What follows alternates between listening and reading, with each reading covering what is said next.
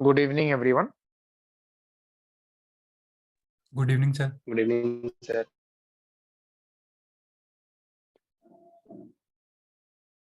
तो last class में हम लोगों ने two dimensional Cartesian coordinate and plane polar coordinate के बारे में डिस्कस किया था। लाइन एलिमेंट्स क्या है, एरिया एलिमेंट्स क्या है, ये हमने डिस्कस किया है। तो next part in vector integration is line integration of vectors. Okay, now first question is, what is the meaning of line integration? In simple words, we can say that integration of vector along a open or closed curve is known as line integration.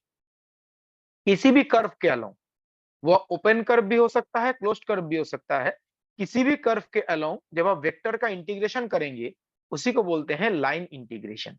It may be A closed curve, may be A open curve. अब ये closed curve और open curve ये identify कैसे करते हैं? देखिए, जो closed curve है वो एरिया को एनक्लोज करता है और जो ओपन कर्व है वो एरिया को एनक्लोज नहीं करता। तो any curve which encloses an area is a closed curve. Any curve which does not enclose an area is an open curve. तो एरिया को एनक्लोज करेगा तो क्लोज्ड कर्व, एरिया को एनक्लोज नहीं करेगा तो ओपन कर्व। तो किसी भी कर्व के अलोंग वेक्टर का इंटीग्रेशन है उसको बोलते हैं लाइन इंटीग्रेशन। मैथमेटिकली कैसे रिप्रेजेंट करते हैं? Line integration of a vector function A along the curve C can be written like this. Open curve हो, क्लोज्ड कर्व हो, दोनों के लिए ये कॉमन नोटेशन है।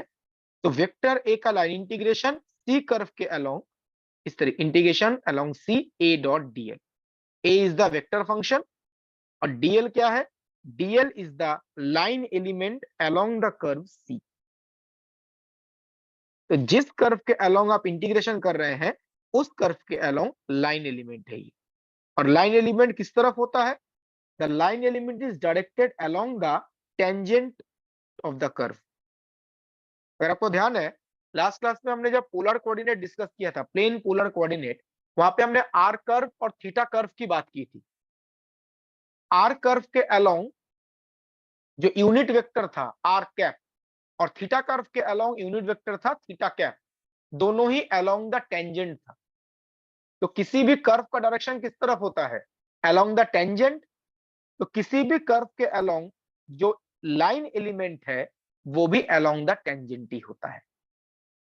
बिकॉज लाइन एलिमेंट और कर्व का डायरेक्शन सेम है और कर्व का डायरेक्शन किस तरफ होता है? Along the tangent.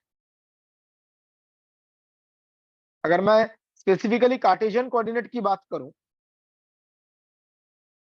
तो line element DL will be dx I cap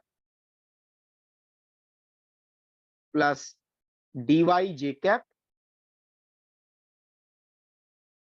plus dz k cap।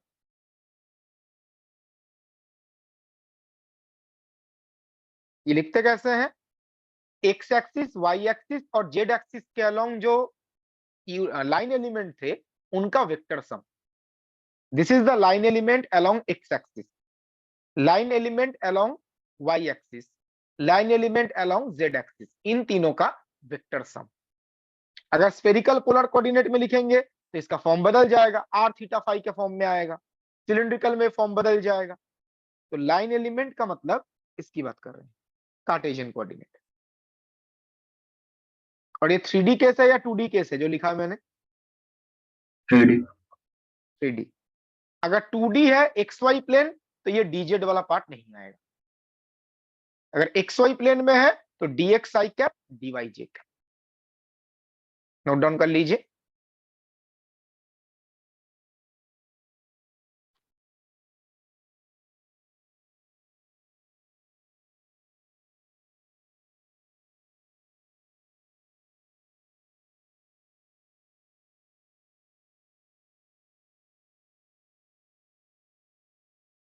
जो मैंने बताया लिख देता हूं। This line element is basically addition of dlx, dly and DLZ.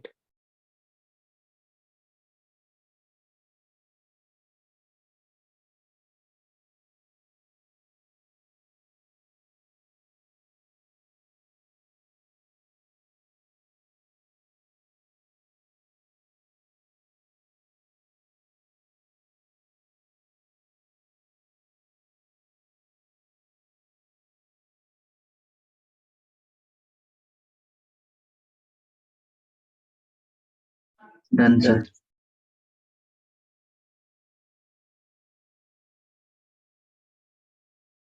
मैं आगे प्रोसीड कर रहा हूं।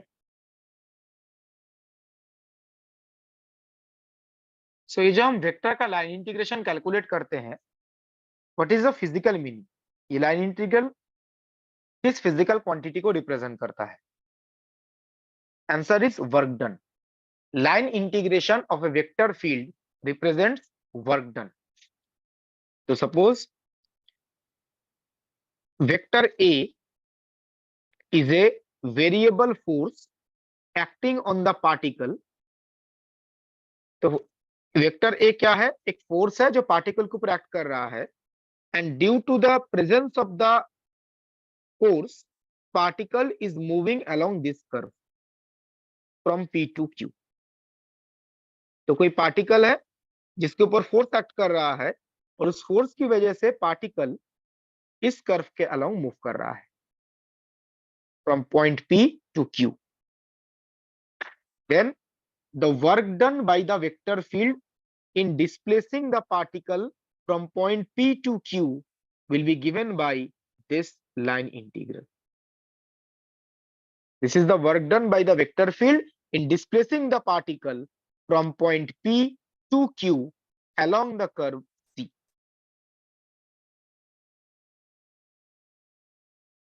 अगर ये क्लोज्ड कर्व होता है तब भी वर्क डन को रिप्रेजेंट करेगा। If vector A is a variable force acting on the particle, then work done by the vector field in displacing the particle along a closed curve in one complete cycle will be given by this line integration। मतलब suppose the particle is moving along a closed curve, जो particle है वो एक closed curve के along move कर रहा है। Closed curve का मतलब जो एरिया को इनक्लोज करेगा। तो आप देख सकते हैं ये एरिया को इनक्लोज कर रहा है, तो पार्टिकल इस कर्व के अलॉन्ग मूव कर रहा है। So this will represent work done by the vector field in one complete cycle। The particle इस कर्व के along एक साइकिल कंप्लीट करेगा, उस एक कंप्लीट साइकिल के लिए जो वर्क डन है उसको ऐसे रिप्रेजेंट करते हैं। ये जो साइन आपको दिख रहा है ये क्लोज्ड कर्व का साइन है, ये ओपन कर्व के लिए यूज नहीं किया जाता। This is used only for closed curve, not for open curve. Open curve के लिए ऐसे लिखते हैं, क्लोज्ड कर्व के लिए ये साइन यूज किया जाता है। इंपॉर्टेंट पार्ट है, ओपन कर्व हो या क्लोज्ड कर्व हो, लाइन इंटीग्रेशन क्या रिप्रेजेंट करता है? Work done by the vector field. Note down कर लीजिए।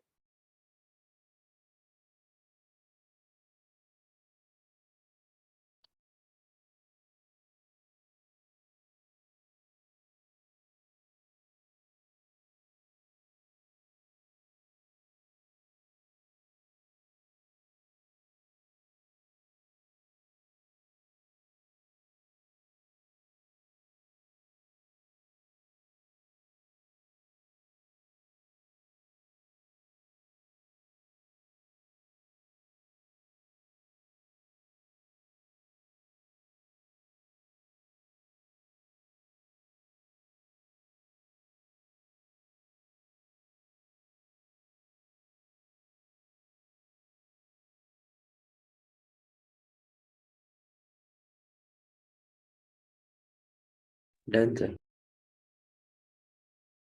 ओके,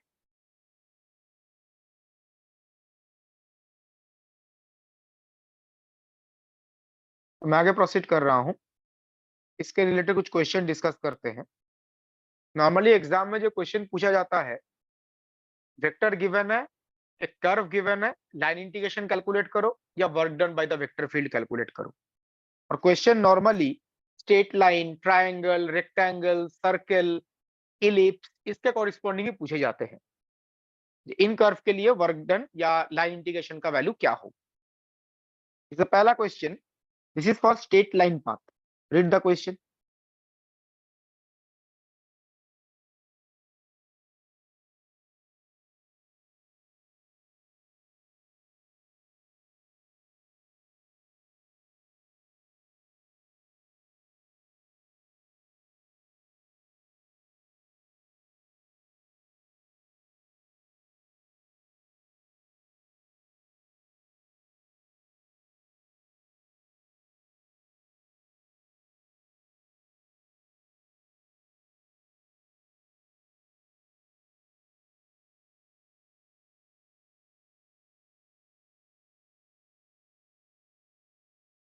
क्वेश्चन में एक वेक्टर फील्ड गिवन है, this one xz I cap minus yz k cap, and we have to calculate the value of the line integral.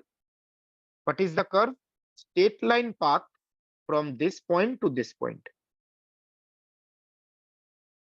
यहाँ पे ध्यान रखिएगा, ये straight line X Y plane में नहीं है। This straight line is in 3 dimensional space. ये X Y Z coordinate है, x Y Z X Y Z. So it is a straight line in 3 dimension. Same question 2 dimension के लिए भी पूछा जा सकता है, स्ट्रेट लाइन इन 2 डायमेंशन। आपको पहले क्या करना है, जिस स्ट्रेट लाइन के बारे में क्वेश्चन में बोला गया है उसका इक्वेशन क्या है वो पता करो। तो बताइए 3 डायमेंशन में स्ट्रेट लाइन का इक्वेशन क्या होता है?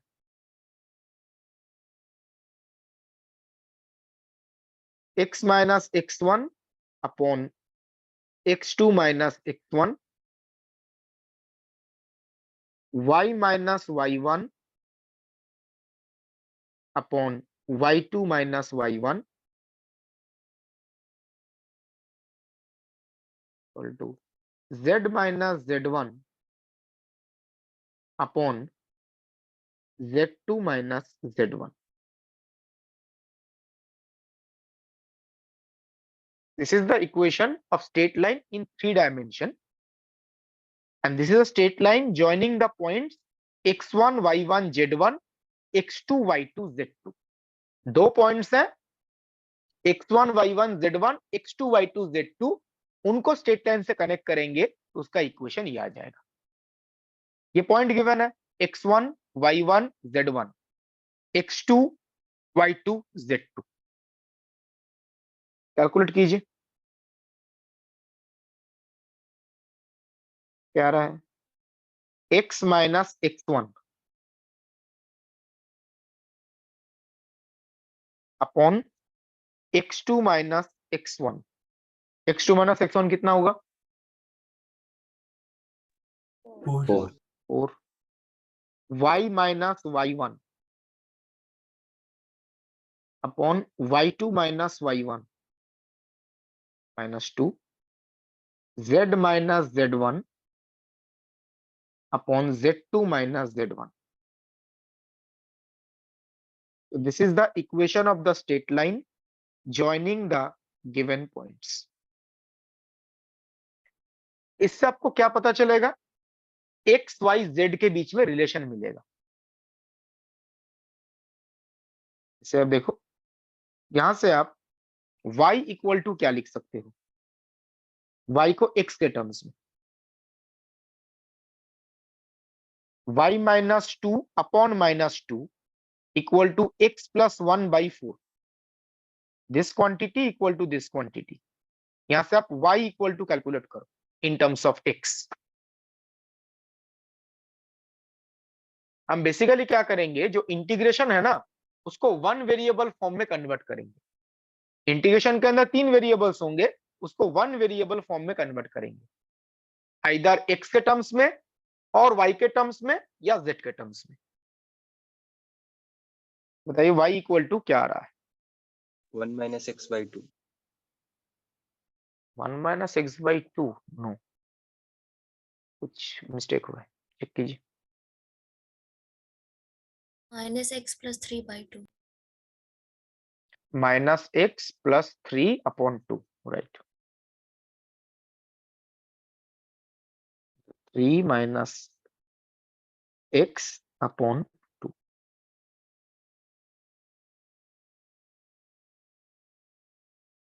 तो y के बदले ये रिप्लेस करेंगे, तो देखिए dy के बदले क्या आएगा,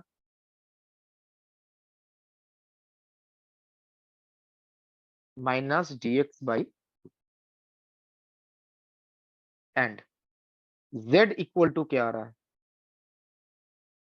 look at the pointer, x + 1/4 is equal to this. यहां से z इक्वल टू x के टर्म्स में होगा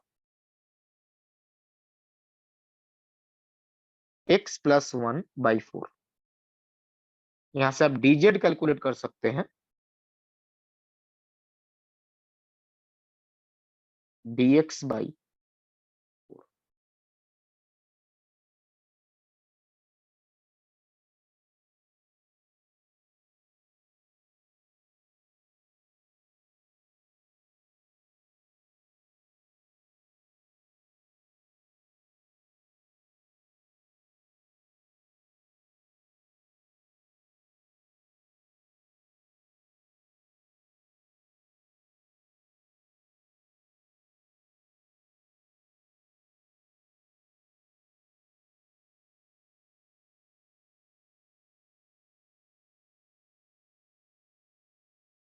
ये आ रहा है ना। Sir. Yes, sir.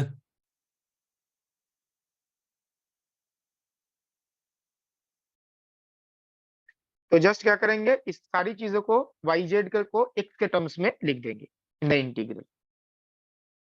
तो integration v.dl, line integration calculate करना था। देखिए v.dl क्या आ रहा है, xz dx, dl क्या होता है अभी बताया गया था पिछले स्लाइड में ही, -yz dz। तो देखिए यहाँ पे 3 वेरिएबल्स हैं, x y z। Line integration में ऑलवेज हम क्या करेंगे, इंटीग्रेशन को एक वन वेरिएबल फॉर्म में कन्वर्ट करेंगे। जैसे x z के बदले हम लिख सकते हैं x + 1/4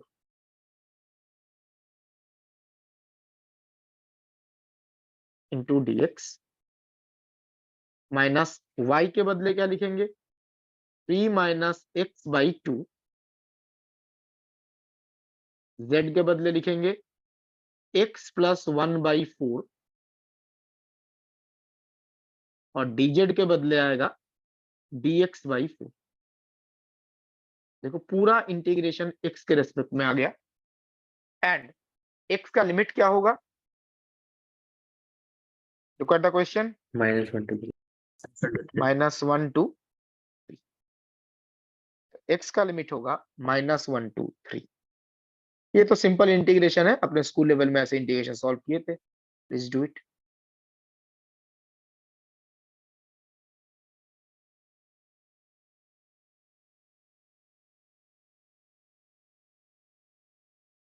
सिंपल एक पॉलिनोमियल है, टर्म बाय टर्म इंटीग्रेशन करो। मेथड में कोई डाउट है तो प्लीज आस्क।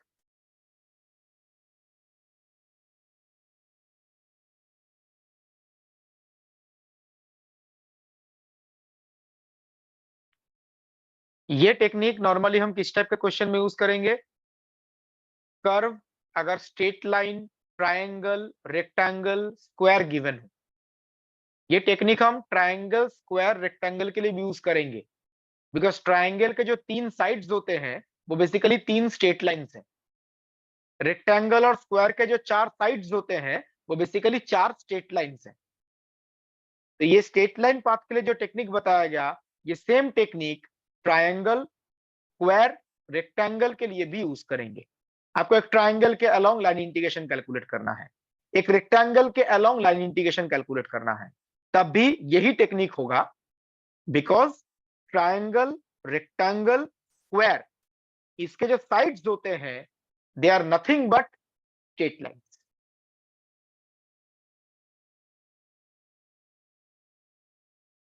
इस स्टेप में कोई डाउट है तो please ask, otherwise solve it.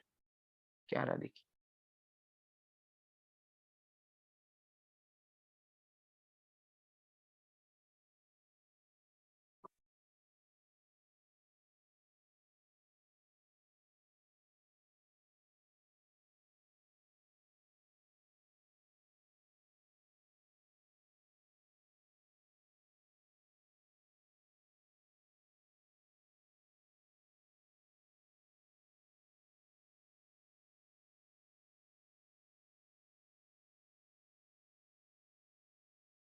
Sir, 3. right, 3 is the final answer, right? Value of the line integral is 3. C option is correct.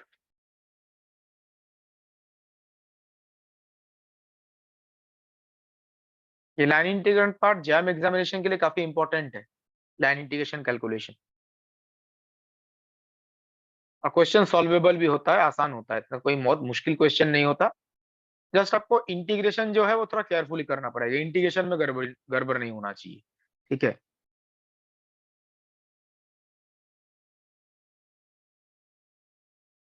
तो मैं आगे प्रोसीड कर रहा हूं।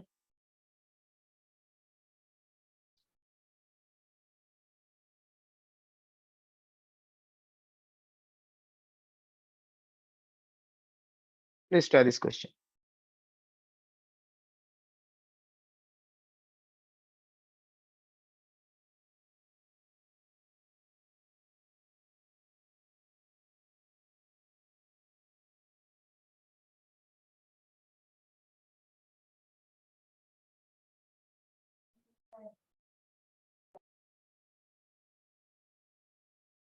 इस क्वेश्चन में एक वेक्टर फील्ड गिवन है और वर्क डन कैलकुलेट करना है।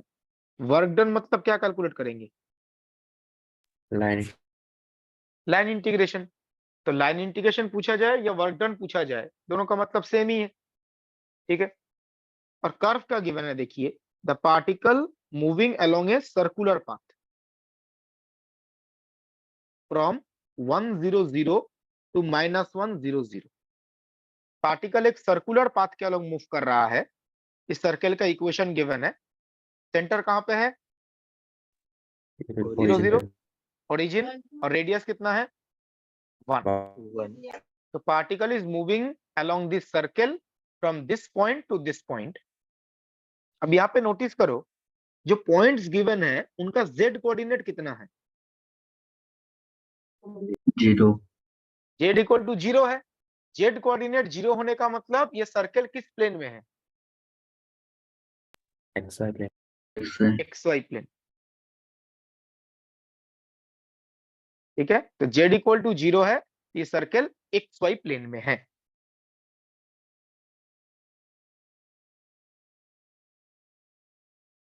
तो बताइए, अगर हम इस सर्कल को ड्रॉ करें,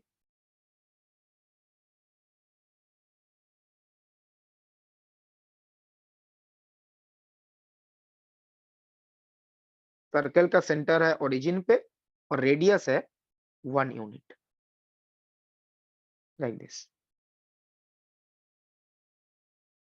बट यहाँ पे एक चीज थोड़ा ध्यान रखिएगा, क्वेश्चन में पार्टिकल के बारे में जो इंफॉर्मेशन गिवन है, पार्टिकल इस पूरे सर्कल के अलग मूव नहीं कर रहा है, जस्ट एक पोर्शन गिवन है 100 टू -100। 100 का मतलब ये पॉइंट,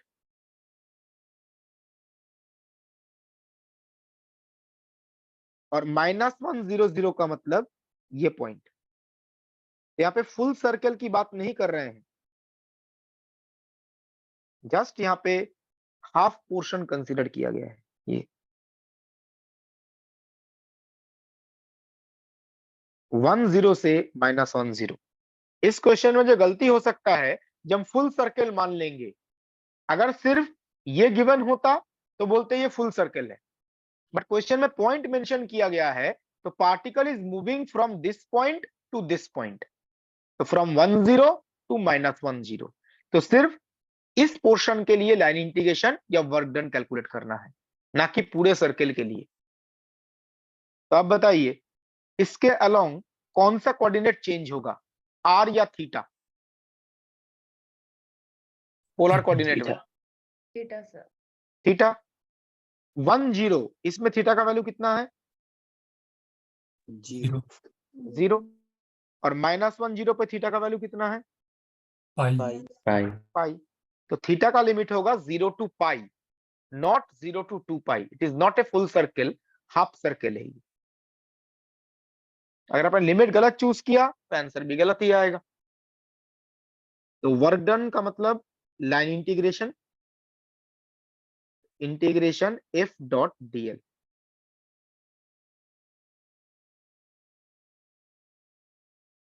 एफ डॉट डीएल क्या आ रहा है देखिए, t y dx minus x square y dy।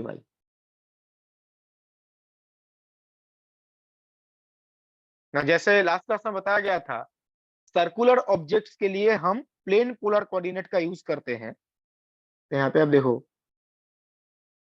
x और y है, x के बदले r cos थीटा, तो dx के बदले क्या होगा,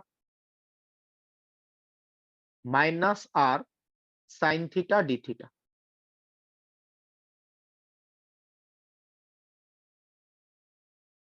और यहाँ पे सर्कल का रेडियस कितना है, 1 1 तो r के बदले 1 रिप्लेस कर देंगे। इसमें r का तो कोई चेंज नहीं है ना, r कोऑर्डिनेट तो सेम है, सिर्फ थीटा चेंज करेगा, r के बदले 1 लिख देंगे। और सिमिलरली y के बदले क्या लिखेंगे, sin r theta sine theta, तो dy आ जाएगा r cos theta D theta.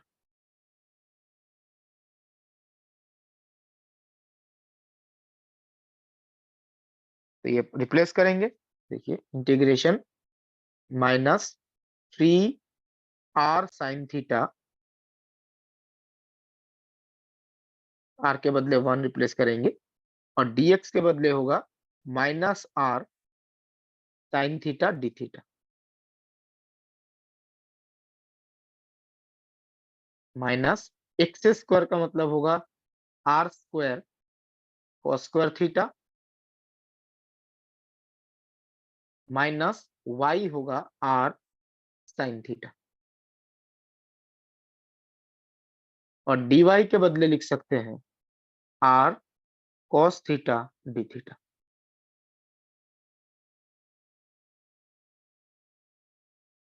और थीटा का लिमिट कहां से कहां तक है, 0 to पाई। जहां जहां पे आपको r दिख रहा है उसको 1 रिप्लेस कर दीजिए, तो -3 पहला इंटीग्रेशन आएगा, integration of sine square theta from 0 to पाई। ये भी आसानी है, साइन स्क्वायर थीटा को क्या लिख सकते हैं, 1 माइनस cos 2 थीटा बाई 2। और सेकेंड पार्ट में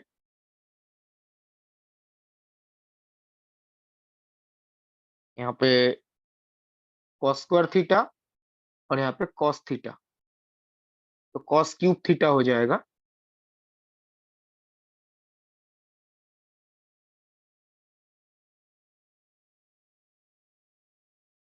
cos cube theta D theta from 0 to पाई। और तीसरा integration minus minus plus sine theta cos theta. Just आप इंटीग्रेशन करो और थीटा का लिमिट है 0 to पाई।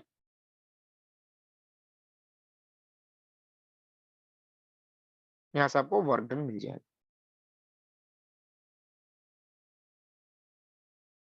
तो फुल सर्कल या सर्कल का कोई पार्ट अगर इसके अलोंग इंटीग्रेशन कैलकुलेट करना है, लाइन इंटीग्रेशन, तो हम ये टेक्निक अप्लाई करेंगे। यहाँ पे हमने r के बदले 1 रिप्लेस कर दी।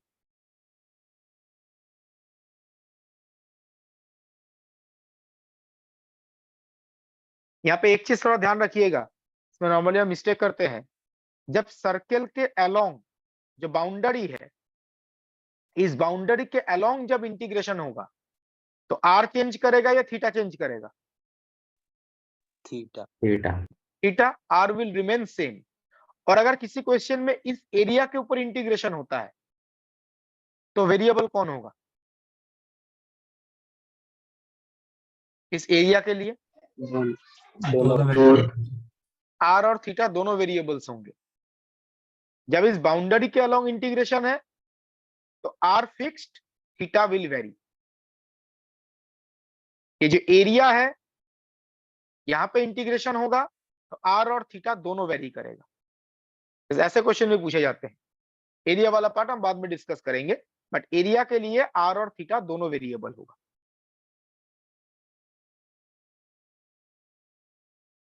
टेक्निक में कोई डाउट है तो प्लीज आस्क।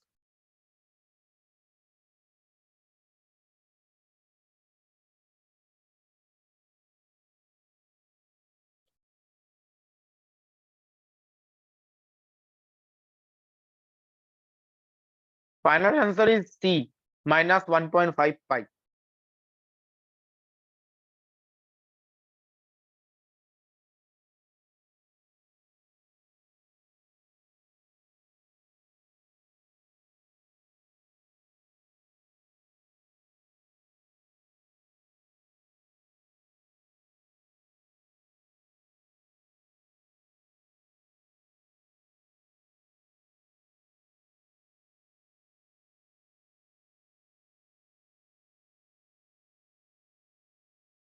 Yes sir.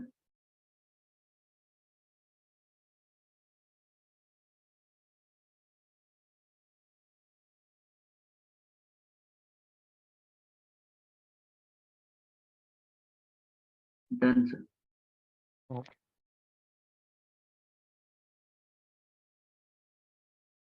तो मैं आगे प्रोसीड कर रहा हूं।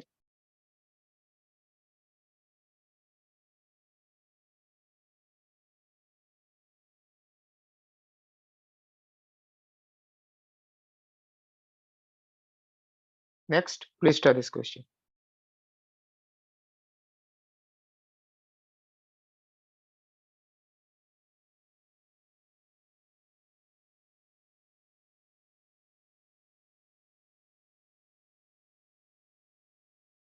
यहाँ पे भी लाइन इंटीग्रेशन कैलकुलेट करना है। C is boundary of the region in the first quadrant that is bounded by the curves y square equal to x and x square equal to y.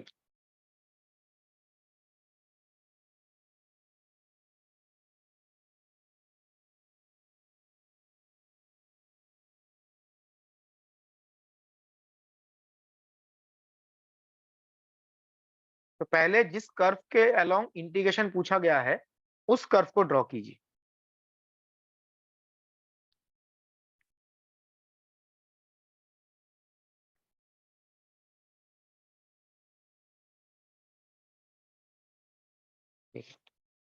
Question में दो parabola का equation given है, y square equal to x and x square equal to y। इन दोनों को पहले draw करते हैं। तो in the x Y plane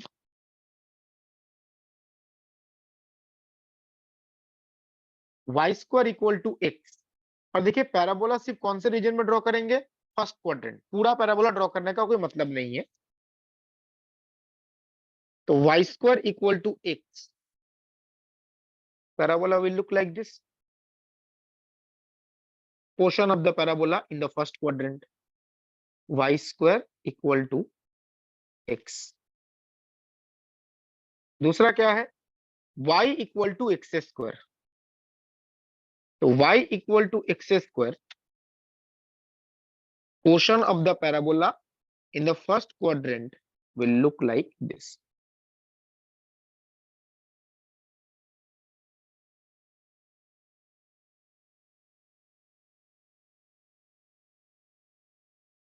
तो क्वेश्चन में जो दो पैराबोलास गिवन है उनको ड्रॉ करेंगे, ऐसा दिखेगा।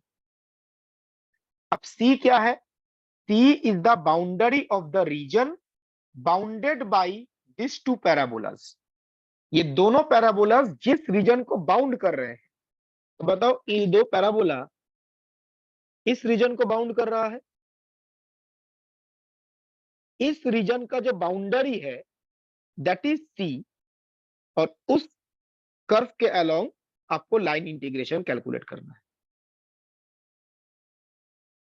तो बताइए इसका जो बाउंड्री है वो कौन सा है? एक पोर्शन ये और दूसरा पोर्शन ये। इस रीजन का बाउंड्री तो यही है ना, दिस दिस। जो रेड लाइन, रेड कर्व से, जो रेड कलर से जो शो किया गया है, यही बाउंड्री है इस रीजन का, इसके अलोंग इंटीग्रेशन है। अब आप यहाँ पे नोटिस करो, जिस कर्व के अलोंग इंटीग्रेशन है उसके दो पार्ट्स हैं, C1 C2। आपके माइंड में क्वेश्चन हो सकता है, एरो आपने ऐसा क्यों लिया है? कर्व का डायरेक्शन एंटी क्लॉकवाइज भी हो सकता है, क्लॉकवाइज भी हो सकता है। पॉजिटिव डायरेक्शन कौन सा होता है? Anti clockwise. Clockwise. Anti clockwise. तो क्वेश्चन में अगर कुछ नहीं दिया गया है तो हम क्या मान के चलेंगे? Anti clockwise. गिवन है तो अच्छी बात है, नहीं गिवन है तो हम एंटी क्लॉकवाइज मान के चलेंगे। ओके, तो इस कर्व के दो पार्ट्स हैं, C1 एंड C2। दोनों के अलोंग अलग अलग इंटीग्रेशन कैलकुलेट करेंगे, फिर दोनों को ऐड कर देंगे। तो एक बार C1 के अलोंग, फिर C2 के अलोंग, फिर दोनों को ऐड करेंगे, तो आपका आंसर मिल जाएगा। यहां पे लिमिट्स आइडेंटिफाई करना जरूरी है। इस पॉइंट का कोऑर्डिनेट क्या होगा? 0 0 0 0। 0 0। और इस पॉइंट का कोऑर्डिनेट आएगा 1 1। ये 1 1 कहां से पता चलेगा? ये जो दो इक्वेशन देके रखे हैं ना, इन दो इक्वेशन को सॉल्व कीजिए। इन दो इक्वेशन को सॉल्व करेंगे तो ये जो इंटरसेक्टिंग पॉइंट्स हैं इनका कोऑर्डिनेट आपको पता चल जाएगा। जैसे आप देखो, सॉल्व करने का मतलब, पहला इक्वेशन है, मान लीजिए x square equal to y. X square equal to y, यहाँ पे एक्स के बदले क्या रिप्लेस कर सकते हैं? Y square. तो पहला इक्वेशन ये है। दूसरे इक्वेशन में है x equal to y square, तो यहाँ पे एक्स के बदले वाई स्क्वायर रिप्लेस कर सकते हैं।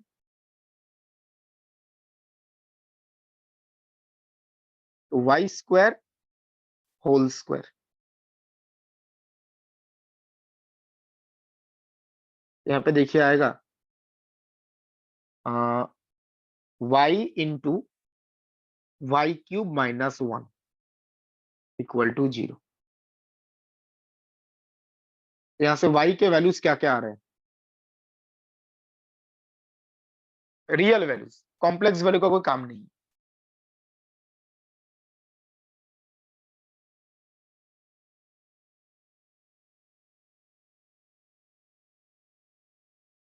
0 तो और 0 वन और आएंगे सर, बाकी इमेजिनरी होंगे। एक तो 0 आएगा और दूसरा 1। ये जो y है, यहां से 0 आएगा रूट, और यहां से 3 रूट्स होंगे, बट उसमें रियल एक ही होगा 1। तो इस पार्ट से आएगा y इक्वल टू 0, इस पार्ट से आएगा y equal to 1। These are two real roots.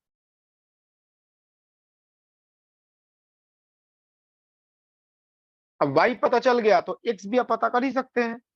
x equal to क्या है? Y square. जो दूसरा इक्वेशन था, x equal to y square. तो बताइए x का पॉसिबल वैल्यू क्या होगा? y 0 है तो x क्या होगा? 0 और y 1 है तो x क्या होगा? 1। 1। तो x के वैल्यूज भी क्या होंगे? 0 एंड 1। तो when y is 0, x is 0, तो एक पॉइंट आएगा 0 0। when y is 1, x is 1, दूसरा पॉइंट आएगा 1 1। इस तरीके से इन दो इक्वेशन को जब आप सॉल्व करेंगे तो आपको इन इंटरसेक्टिंग पॉइंट्स के बारे में आइडिया मिलेगा। क्लियर है ये इंटरसेक्टिंग पॉइंट कैसे कैलकुलेट कर रहे हैं? Yes sir. yes sir, now just C1 और C2 के अलोंग इंटीग्रेशन कैलकुलेट करते हैं। मैं एक के लिए बता देता हूं। C1 जो है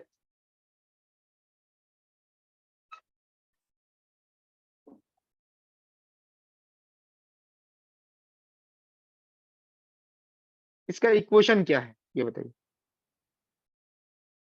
C1 का equation x square equal X to equals to Y. X square equal to y. तो y के बदले हम एक्स स्क्वायर रिप्रेजेंट कर सकते हैं और dy के बदले क्या चला आएगा? 2x dx. dx। इसको इंटीग्रेशन में रिप्लेस करते हैं। Integration along C1 x square को एक्स स्क्वायर ही रखेंगे, वाई स्क्वायर के बदले आ जाएगा x to the power 4 dx plus y इसके बदले एक्स स्क्वायर प्लस 2x और dy के बदले लिख सकते हैं 2x dx। तो क्या हुआ देखिए, पूरा इंटीग्रेशन x के टर्म्स में आ गया, वन वेरिएबल फॉर्म। और x का लिमिट कहां से कहां तक होगा? Look at the pointer C1 के अलोंग 0 to 1, 0 से 1. 0 to 1, x equal to 0 to x equal to 1। ये एरो जहां से शुरू हो रहा है वो लोअर लिमिट होगा और एरो जहां पे खत्म हो रहा है वो अपर लिमिट होगा। x equal to 0 to 1 calculate कीजिए ये।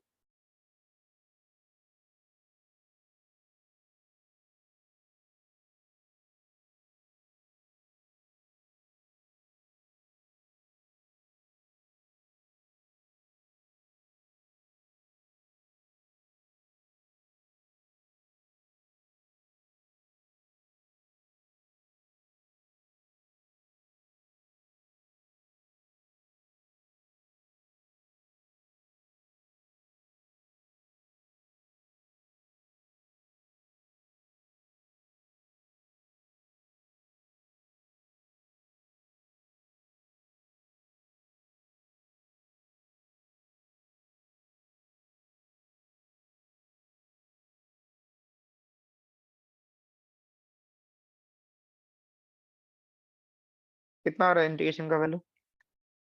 71/30. 71/30। ऐसे C2 के लिए कैलकुलेट कीजिए, ऐसे C1 के लिए बताया गया वैसे C2 के लिए देखिए। C2 का इक्वेशन क्या है? y square equal to x, y square equal to x. तो x के बदले वाई स्क्वायर रिप्लेस करेंगे और dx के बदले क्या आएगा? 2y dy. 2y dy। और y का लिमिट क्या हो जाएगा? 1 to 0. 1 टू 0। यहां से शुरू होगा तो y इज 1, यहाँ पे खत्म होगा तो y इज 0। तो आप किसी भी एक वेरिएबल में रिप्लेस कर सकते हैं, ऐसा नहीं है जी हर बार x में ही करना है, आप y में भी चेंज कर सकते हो। इंपॉर्टेंट पार्ट है वन वेरिएबल फॉर्म में चेंज करना।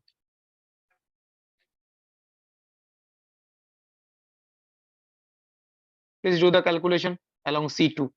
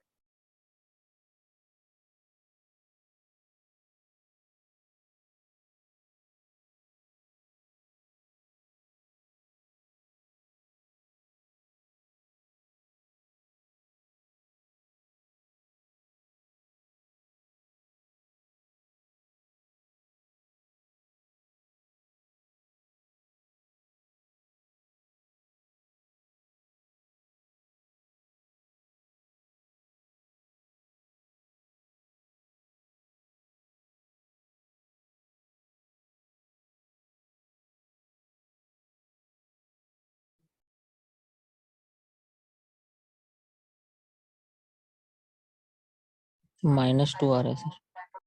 सर -2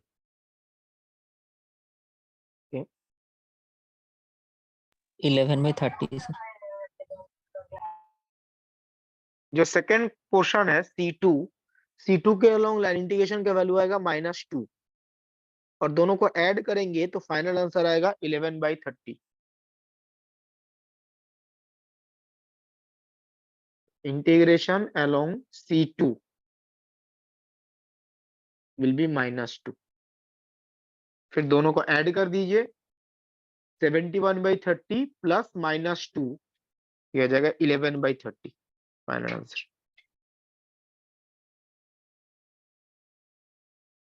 ऐसा भी हो सकता था किसी एक के अलग पूछा जाता। यहाँ पे दो पार्ट्स हैं इसलिए दोनों के लिए अलग अलग कैलकुलेट करके फिर ऐड कर देंगे। ऐसा है कुछ ना, ट्रायंगल के लिए भी यूज होता है। ट्रायंगल के कितने साइड्स हैं? 3। अगर ट्रायंगल के अलोंग लाइन इंटीग्रेशन पूछा जाता है तो जो 3 स्ट्रेट लाइंस है तीनों के अलोंग अलग अलग कैलकुलेट करके फिर ऐड कर देंगे। और स्ट्रेट लाइन के लिए कैसे कैलकुलेट किया जाता है ये हमने कुछ देर पहले डिस्कस किया है। स्क्वायर में भी ऐसा ही होगा। स्क्वायर में 4 लाइंस हैं, 4 साइड्स हैं बेसिकली, चारों के अलोंग अलग अलग कैलकुलेट करके ऐड कर देंगे। Clear everyone? Yes sir. तो मैं आगे प्रोसीड कर रहा हूं।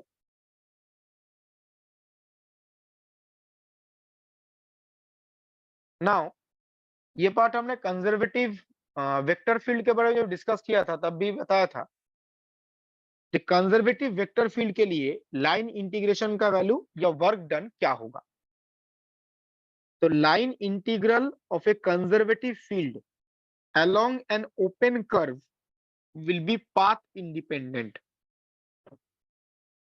कंजर्वेटिव फील्ड के लिए जब आप वर्क डन कैलकुलेट करते हैं along open curve तो वो पाथ इंडिपेंडेंट होता है and it will depend only on the initial and final point। तो work done by a conservative field along a open curve is path independent, it will depend only on the initial and final point। देखिए जब आप work done calculate करेंगे यह आएगा phi q minus phi p। अब किसी भी path का लॉन्ग कैलकुलेट करो रिजल्ट सेम आएगा, प्रोवाइडेड फील्ड क्या होना चाहिए? कंजर्वेटिव। यहाँ पे phi क्या है? What is phi? बताइए। कंजर्वेटिव फील्ड हमने डिस्कस किया था, राइट। Scalar potential. जो कंजर्वेटिव फील्ड है ए उसको हम gradient of a scalar point function लिख सकते हैं। इसके रिलेटेड एक क्वेश्चन भी हमने डिस्कस किया था। तो किसी भी कंजर्वेटिव फील्ड को हम gradient of a scalar potential इस फॉर्मेट में लिख सकते हैं। तो यही स्केलर पोटेंशियल यहाँ पे आएगा। तो value of the scalar potential at Q minus value of the scalar potential at point P। P क्या है? Initial point. Q क्या है? Final point. तो रिजल्ट किस पे डिपेंड करता है? Value of the scalar potential at initial point and final point. ये पाथ पे डिपेंड करता ही नहीं है, पाथ कुछ भी हो, किसी भी शेप का हो, ये सिर्फ इनिशियल पॉइंट और फाइनल पॉइंट पे डिपेंड करता है, प्रोवाइडेड फील्ड कंजर्वेटिव हो। नॉन कंजर्वेटिव फील्ड के लिए गलती से भी ये कंडीशन अप्लाई मत कर दीजिएगा। और कंजर्वेटिव फील्ड चेक कैसे करते हैं? एनीवन? कर्ल 0 होगा। कर्ल 0 होता है। कंजर्वेटिव फील्ड के लिए कर्ल जो है वो 0 होता है। हो सकता है क्वेश्चन में मेंशन कर दिया रहे या आपको कैलकुलेट करके चेक करना पड़े। तो कर्ल 0 है तो वो कंजर्वेटिव होगा। तो कंजर्वेटिव फील्ड के जो प्रॉपर्टीज हैं उनका हम यूज कर सकते हैं। तो ओपन पाथ के अलोंग कैलकुलेट करेंगे तो पाथ इंडिपेंडेंट। अगर क्लोज्ड पाथ होता है line integral of conservative field along a closed path will be 0। किसी भी क्लोज्ड पाथ के अलोंग अगर आप कंजर्वेटिव फील्ड का वर्क डन कैलकुलेट करो ये 0 आएगा। ये 0 क्यों आता है? ये ऑलरेडी हमने एक बार डिस्कस किया है। क्लोज्ड कर्व के लिए इनिशियल पॉइंट और फाइनल पॉइंट सेम होगा, डिफरेंट होगा? सेम होगा। सेम क्लोज्ड कर्व के लिए initial point final point same है, तो ये दो टर्म्स कैंसिल कर जाएंगे, बिकॉज अगर initial point final point same है तो ये कैंसिल कर जाएगा, वैल्यू आ जाएगा 0। तो हम ऐसा भी सोच सकते हैं, ये इसी का स्पेशल केस है। In case of open curve initial point final point different होता है। In case of closed curve initial point final point same होता है, तो ये दोनों कैंसिल करके ये 0 आ जाएगा। तो कंजर्वेटिव फील्ड के लिए लाइन इंटीग्रल 0 आता है in case of closed path. Note down कर लीजिए।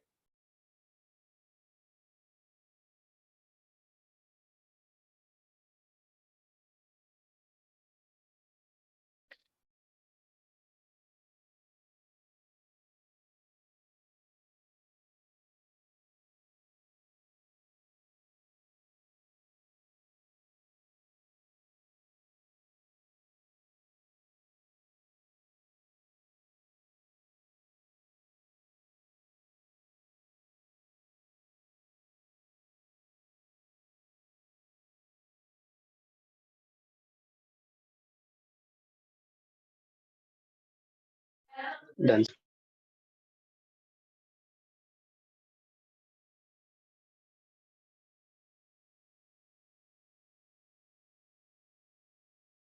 सो इसके रिलेटेड एक दो क्वेश्चन डिस्कस करते हैं conservative field. Please try this question.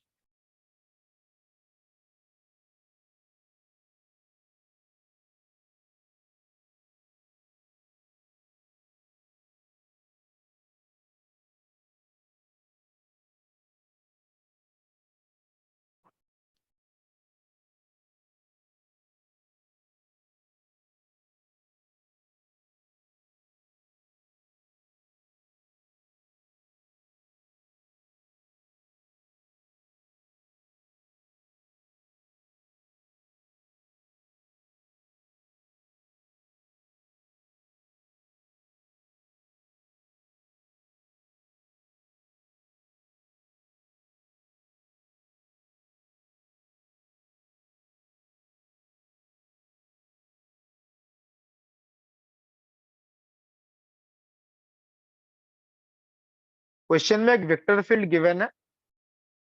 Vector field is y z i cap plus x z j cap plus x y k cap. ठीक है, ये वेक्टर फील्ड है। Now we have to calculate the line integral, या work done भी पूछ सकते हैं, line integral ना बोल के वर्क डन भी बोल सकते हैं। Where C is along the perimeter of a rectangular area bounded by this line. Although इस क्वेश्चन में हमें रेक्टेंगल ड्रॉ करने का जरूरत नहीं पड़ेगा, बट तब भी किसी क्वेश्चन में अगर जरूरत पड़ जाए, हो सकता है। तो in the x Y plane जो रेक्टेंगल के चार साइड्स होते हैं ना, बेसिकली चार स्ट्रेट लाइंस है। क्वेश्चन में उन चार लाइंस का इक्वेशन गिवन है बेसिकली, अगर आप थोड़ा ध्यान से देखें। जैसे x इक्वल टू 0 का मतलब होता है y एक्सिस, तो x equal to 0 y axis, x equal to a parallel to y axis, तो ये x इक्वल टू 0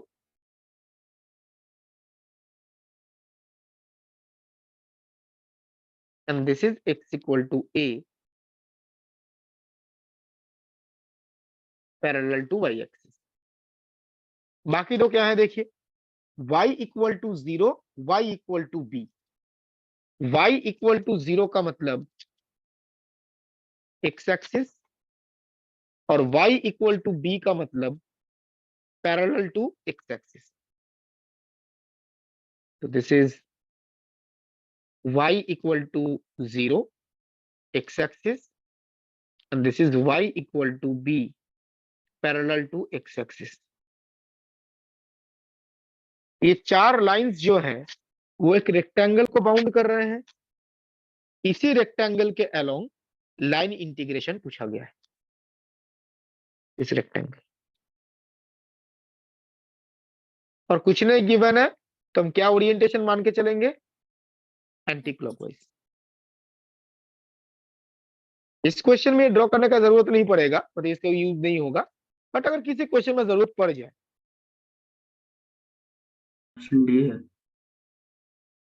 राइट, यहाँ पे आप नोटिस करो ये क्लोज्ड कर्व है या ओपन कर्व है?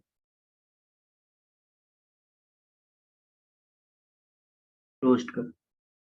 क्लोज्ड, बिकॉज ये एरिया को इनक्लोज कर रहा है, इसके अंदर आपको एरिया इनक्लोज वो दिख रहा है, तो ये क्लोज्ड कर्व है।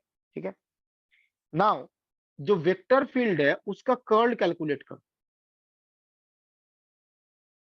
कल कैलकुलेशन का फॉर्मूला बताया गया था, इसका कर्ल आएगा 0। तो for the given vector field curl will be equal to 0। इसका मतलब हम बोल सकते हैं ये कंजर्वेटिव फील्ड है।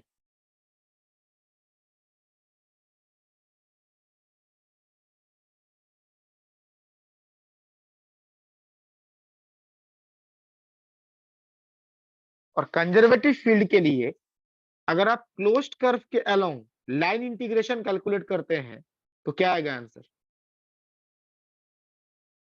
0। 0।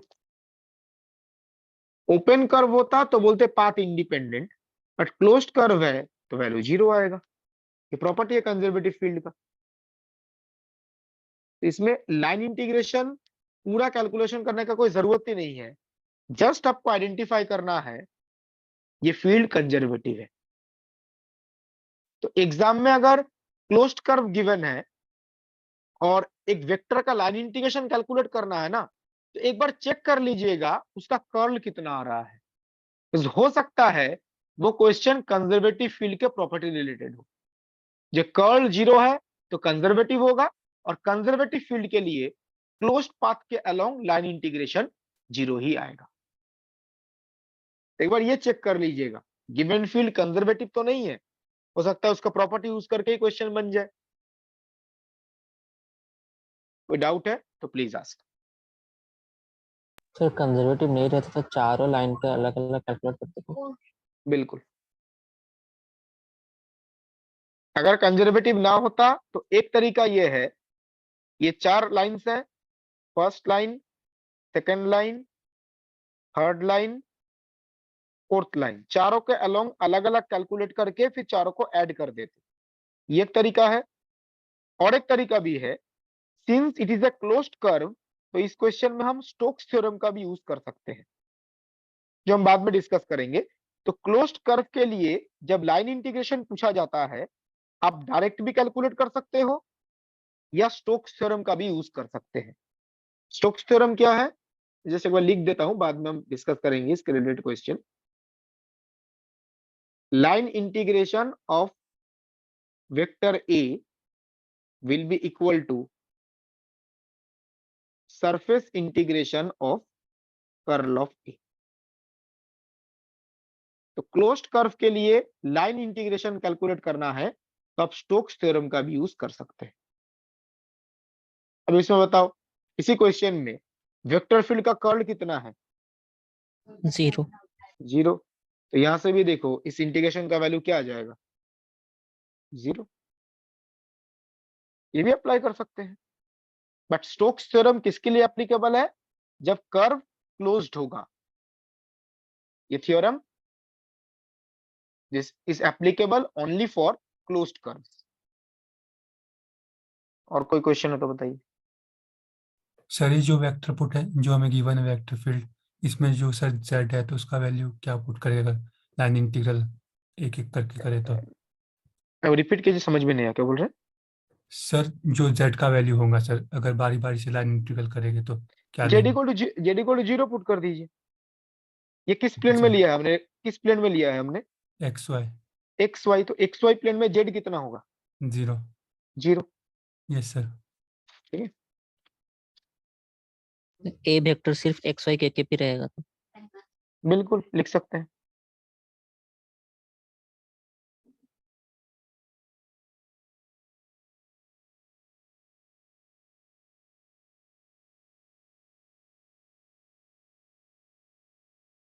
Clear everyone? Yes yes sir. Sir. तो मैं आगे प्रोसीड कर रहा हूँ। Please try this question.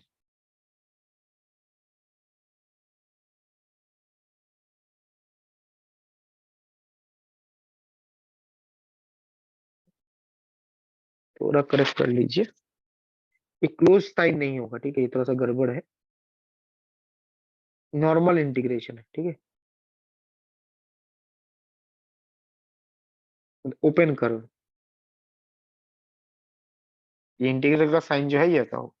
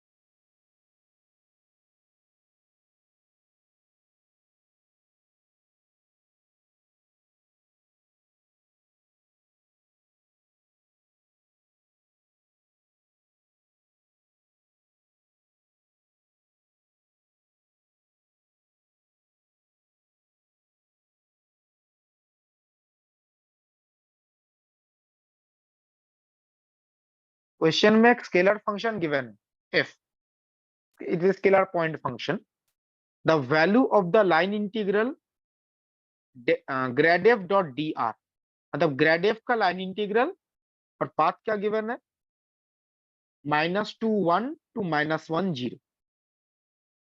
तो ग्रेड f का लाइन f का इंटीग्रेशन नहीं, ग्रेड f का लाइन इंटीग्रल इस पाथ के along. Grade f scalar quantity है या वेक्टर क्वांटिटी है? वेक्टर। वेक्टर क्वांटिटी, तो grade f is vector quantity. अब आप ये देखिए, एक हमने आइडेंटिटी पढ़ा था, कर्ल ऑफ ग्रेड फाई क्या होता है? 0। 0 0। और फाई यहाँ पे स्केलर फंक्शन है या वेक्टर फंक्शन है? स्केलर। Scalar function. स्केलर। यहाँ पे क्वेश्चन में एफ स्केलर फंक्शन है, इसका मतलब कर्ल ऑफ ग्रेड एफ ये भी कितना होगा? 0। 0। That means we can say that grad f is a conservative vector field, because grad f का कर्ल 0 है, ये तो ऑलवेज 0 होता है, where f is a scalar point function, तो grad f is a conservative field। ये point समझ में आया? Yes sir. yes sir, ठीक है, तो यहाँ पर इसका लाइन इंटीग्रेशन कैलकुलेट करना है, और ये क्लोज्ड पाथ है या ओपन पाथ है? Open. Open path. Closed path होता तो इनिशियल और फाइनल पॉइंट सेम होता, यहाँ पे इनिशियल फाइनल पॉइंट डिफरेंट है, तो ये ओपन पाथ है। तो एक कंजर्वेटिव फील्ड का लाइन इंटीग्रेशन एक क्लोज्ड सॉरी ओपन पाथ के अलोंग क्या प्रॉपर्टी बताया गया था? D phi del phi, phi 1 minus phi. तो होगा फाई के बदले यहाँ पे है f, f at final point है 1 0 minus f at initial point है -2 1। कुछ देर पहले जी ये प्रॉपर्टी था, yes,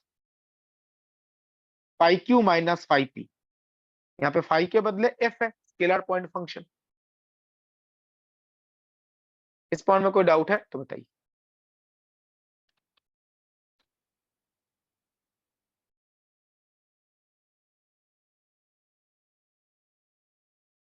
this is the vector grad F जिसका आप इंटीग्रेशन कर रहे हो, तो A vector is equal to grad F, तो कंजर्वेटिव है, इसका लाइन इंटीग्रेशन होगा value of the scalar point function at the final point minus value of the scalar point function at the initial point, -1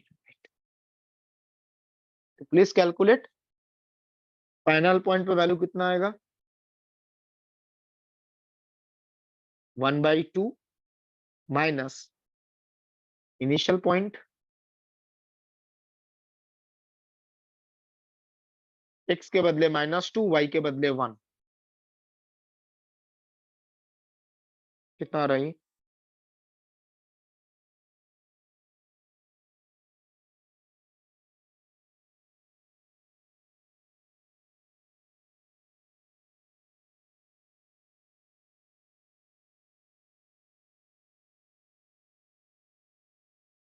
21/2 21/2, तो वहां से answer आ जाएगा -10, तो what is the best possible answer? +10 option B. Option B.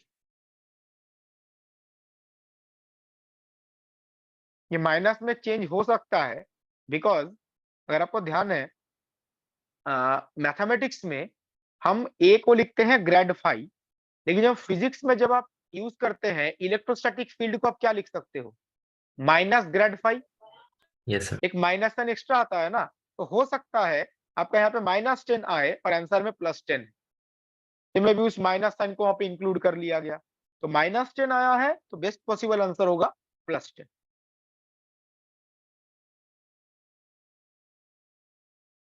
Clear everyone? Yes sir. तो मैं आगे proceed कर रहा हूं।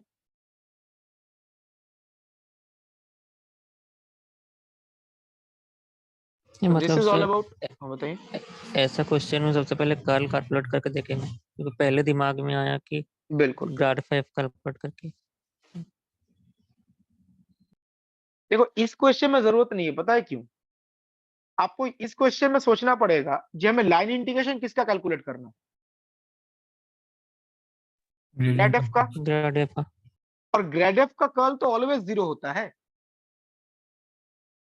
जैसे पिछले क्वेश्चन में आपको कर्ल कैलकुलेट करके चेक करना पड़ेगा, फील्ड गिवन है आपने कर्ल कैलकुलेट करके चेक किया 0 आ रहा है, इसमें आपको चेक कैलकुलेट करने का जरूरत नहीं है, आपको जस्ट ये आइडेंटिटी यूज करना है, जो ग्रेड फाई का कर्ल तो ऑलवेज 0 होता है, तो जो ग्रेड एफ है उसका कर्ल ऑलवेज क्या होगा 0, तो ये कंजर्वेटिव है, ये तो आइडेंटिटी है, ये ग्रेड एफ का कर्ल ऑलवेज 0 होता है। चेक कीजिए, कर्ल वाले टॉपिक के बाद ये बताया गया था, यस इसका कर्ल ऑलवेज 0 होता है, तो इसमें चेक करने का जरूरत नहीं है, पिछले क्वेश्चन में चेक करना पड़ेगा ये वेक्टर फील्ड का कर्ल 0 है या नॉन 0, इसमें तो डायरेक्ट ही पता चल जाएगा। और कुछ Neumann?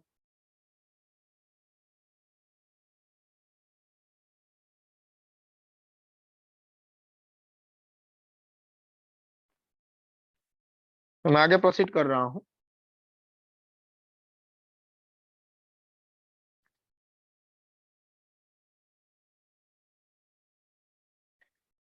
After line integration, we will discuss about surface integration.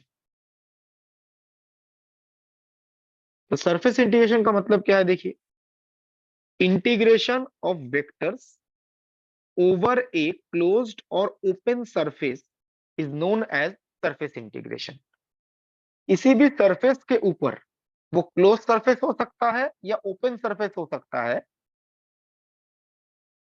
Integration को हम बोलेंगे surface integration. क्लोज सरफेस का मतलब जो वॉल्यूम को इनक्लोज करता है, ओपन सरफेस का मतलब जो वॉल्यूम को इनक्लोज नहीं करता।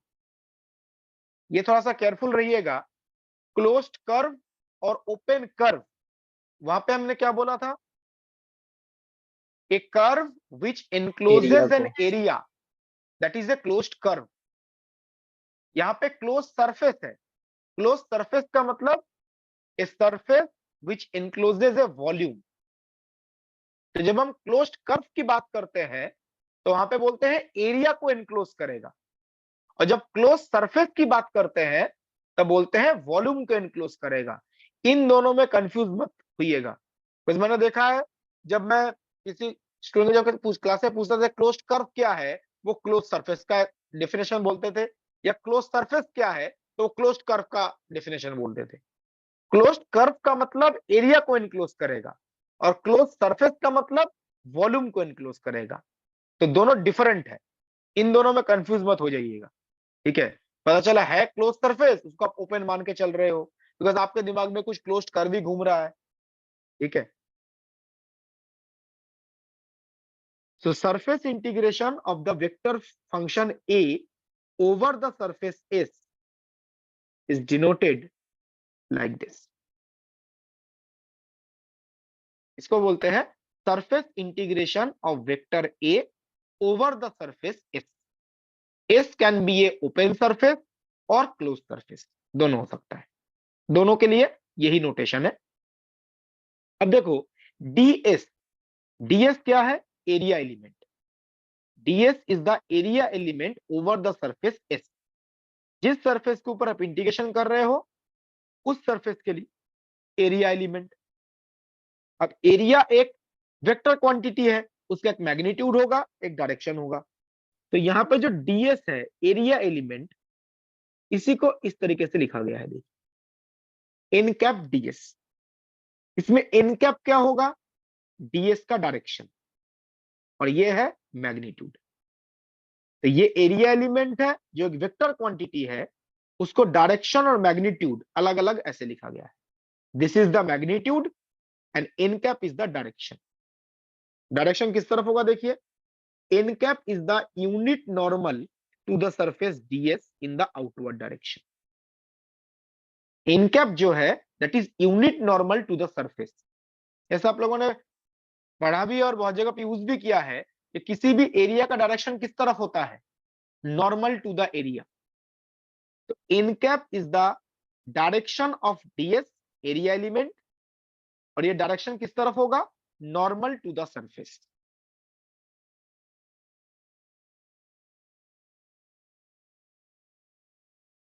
नाउ जैसे हमने देखा किसी वेक्टर का जब आप लाइन इंटीग्रेशन कैलकुलेट करते हैं उसका फिजिकल मीनिंग क्या है? वो फिजिकली क्या रिप्रेजेंट करता है? Line Work integration, work done. Work done. Similarly जब आप सरफेस इंटीग्रल कैलकुलेट करेंगे ना, वो भी एक फिजिकल क्वांटिटी को रिप्रेजेंट करेगा, flux. Flux of the vector field through the surface S is given by this surface integration. जब आप किसी भी वेक्टर फंक्शन का सरफेस इंटीग्रेशन कैलकुलेट करते हैं वो क्या रिप्रेजेंट करेगा? Vector flux through the surface S। ऐसे आप लोगों ने ये इलेक्ट्रोस्टैटिक्स मैग्नेटोस्टैटिक्स में यूज किया ही होगा। अगर आपको इलेक्ट्रिक फ्लक्स पूछा जाता है तो आप इलेक्ट्रिक फील्ड का सरफेस इंटीग्रेशन करते हैं। जब आपको मैग्नेटिक फ्लक्स पूछा जाता है तो आप मैग्नेटिक फील्ड का सरफेस इंटीग्रेशन करते हैं। तो surface integration represent vector flux. Note down कर लीजिए।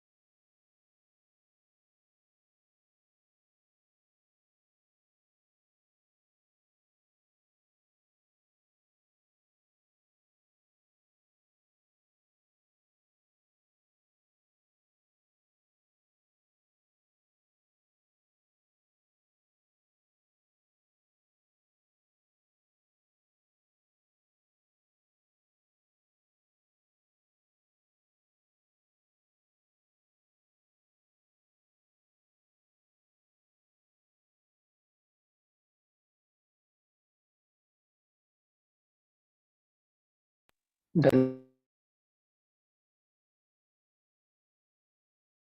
ओके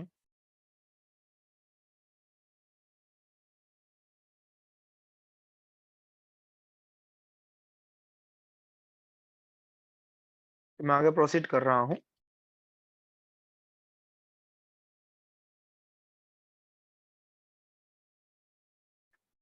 ना यहाँ पे एक इंपॉर्टेंट पॉइंट होता है जो क्वेश्चन पर रखी समझना, कौन सा ओपन सरफेस है कौन सा क्लोज सरफेस है। ठीक है, बिकॉज अगर आप ओपन सरफेस क्लोज सरफेस से गलत आइडेंटिफाई कर लेते हैं, उसके बाद जब आप कैलकुलेशन भी करेंगे उससे रिजल्ट गलत ही आएगा। जैसे आपका पूछा गया एक सरफेस के थ्रू फ्लक्स कैलकुलेट करो, तो आप open sorry surface integration calculate करेंगे। बट अगर आपने ओपन सरफेस को क्लोज सरफेस अज्यूम कर लिया, उसमें ऑब्वियसली जो आंसर आएगा वो कुछ गलत ही आएगा, बिकॉज आपने सरफेस को ही गलत आइडेंटिफाई किया है। तो क्लोज सरफेस और ओपन सरफेस आइडेंटिफाई करना बहुत जरूरी है। क्लोज सरफेस का क्या मतलब है? Surface which includes a volume. और ओपन सरफेस का मतलब है surface which does not include a volume. अब इसके एग्जाम्पल देखते हैं, बिकॉज डेफिनेशन तो आई थिंक सबको पता है। जैसे अगर आपको बोला गया surface of a cube,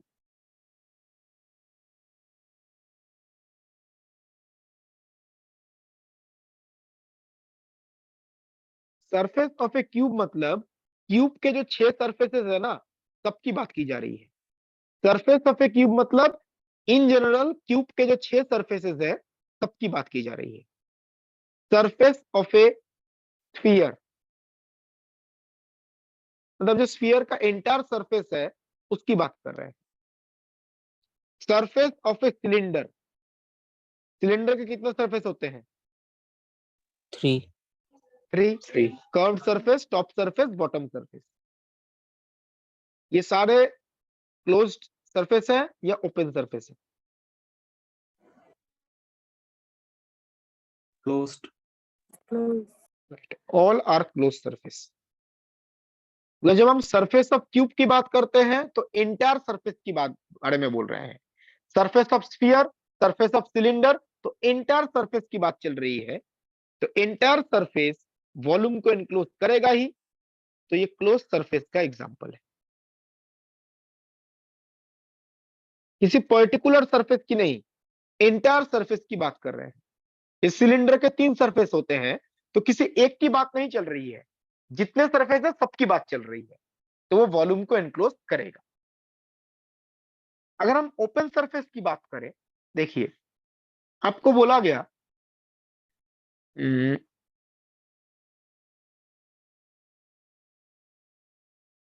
question में क्यूब के बारे में बोला गया है। Suppose a cube looks like this,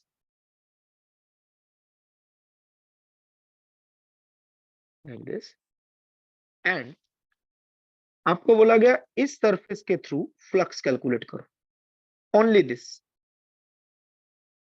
अब बताइए ओपन सरफेस है या क्लोज सरफेस है? Open surface. Open surface, because कोई एक सरफेस वॉल्यूम को थोड़ी ना इंक्लोज करता है। जब हम 6 सरफेस को एक साथ इंक्लूड करेंगे तब वो वॉल्यूम को इंक्लोज करेगा।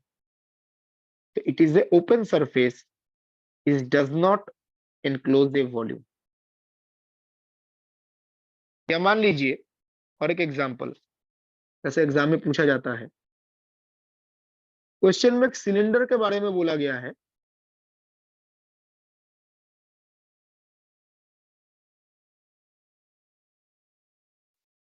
और सिलेंडर का जो कर्व्ड सरफेस है उसकी बात कर रहे हैं।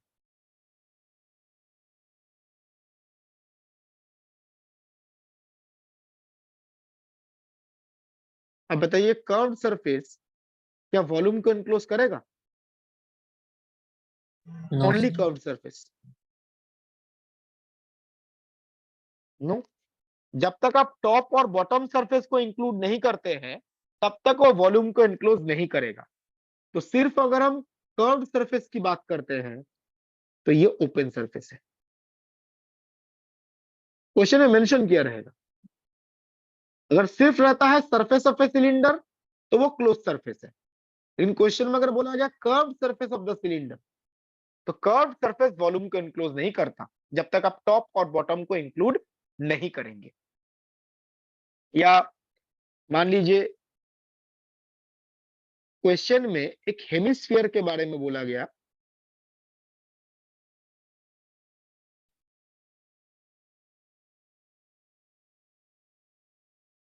अपर हेमिस्फीयर भी हो सकता है, लोअर हेमिस्फीयर भी हो सकता है, लाइक दिस।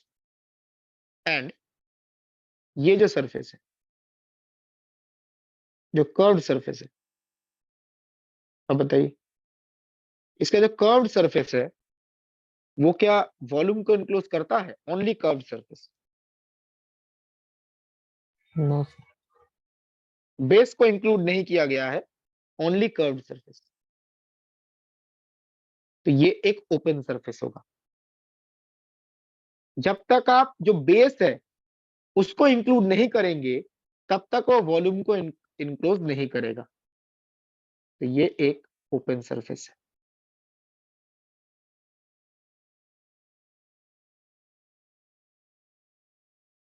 तो इस टाइप के क्वेश्चन में नॉर्मली हम मिस्टेक करते हैं। जब हमें 3D ऑब्जेक्ट दिखेगा तो हमें माइंड में हमें ये ध्यान होगा इसका वॉल्यूम तो है, इसका भी तो वॉल्यूम होता है। वॉल्यूम होना इंपॉर्टेंट नहीं है, आपको देखना है क्वेश्चन में जिस सरफेस के बारे में बोला गया है वो वॉल्यूम को इनक्लोज करता है कि नहीं करता। जैसे आप एक चीज देखो, जैसे आप घर पे जो ग्लास होता है, ठीक है, कोई कांच का ग्लास या स्टील का कोई भी ग्लास ले लीजिए, ग्लास को जब आप रखते हैं ग्लास के अंदर कुछ ना कुछ वॉल्यूम तो है, लेकिन सपोज आपने ग्लास को ऐसे ही रख दिया तो वो ओपन सरफेस होगा या क्लोज सरफेस? सिर्फ ग्लास रख दिया आपने, ओपन सरफेस। ओपन सरफेस, उसका वॉल्यूम तो है बट वॉल्यूम इनक्लोज नहीं है। लेकिन जब आप ग्लास को एक दूसरा मान के चलिए पेपर आपने बोर्ड ले लिया और उसको ढक दिया ऊपर से, जैसे ग्लास के ऊपर आपने कुछ से बंद कर दिया उसको, तब वो वॉल्यूम इनक्लोज हो जाएगा, तो वो बन जाएगा क्लोज सरफेस। तो वॉल्यूम होना जरूरी नहीं है, वॉल्यूम को इनक्लोज करना जरूरी है। अगर वॉल्यूम को इनक्लोज करता है तब वो क्लोज सरफेस है। जो मैं एग्जांपल भी बोल रहा था, सपोज आपने ग्लास लिया, ग्लास के अंदर आपने पानी भरा,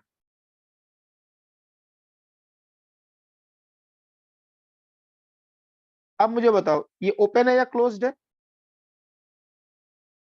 अभी ओपन।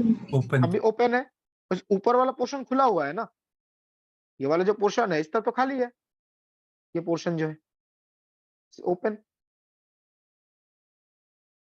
कुछ नहीं है। तो वॉल्यूम है बट वॉल्यूम को इनक्लोज नहीं कर रहा है।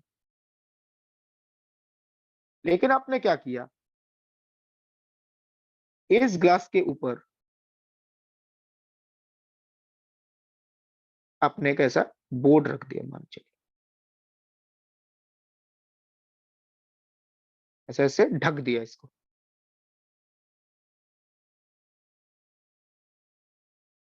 तो जब आप ऐसा किसी बोर्ड से ऐसे ढक देंगे तब क्या वॉल्यूम इनक्लोज हो रहा है? Yes sir. हो रहा है। उस केस में इसको क्या बोलेंगे? Close surface. Close surface.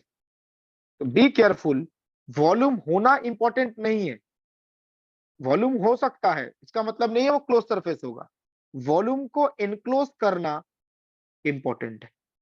अगर वॉल्यूम को इनक्लोज करता है तो क्लोज सरफेस। तो बता सकता है ट्रायंगल, स्क्वायर, रेक्टेंगल, सर्कल, इनका सरफेस क्या होगा, ओपन या क्लोज्ड? ओपन। ओपन, उसमें तो वॉल्यूम ही नहीं है। Triangle, square, rectangle, circle, ellipse, इसमें तो वॉल्यूम ही नहीं होता, तो वो सारे ओपन सरफेस है। जहां पे वॉल्यूम ही नहीं है वो तो ओपन सरफेस ही होगा। नोट डाउन कर लीजिए, कोई क्वेश्चन है तो प्लीज आस्क।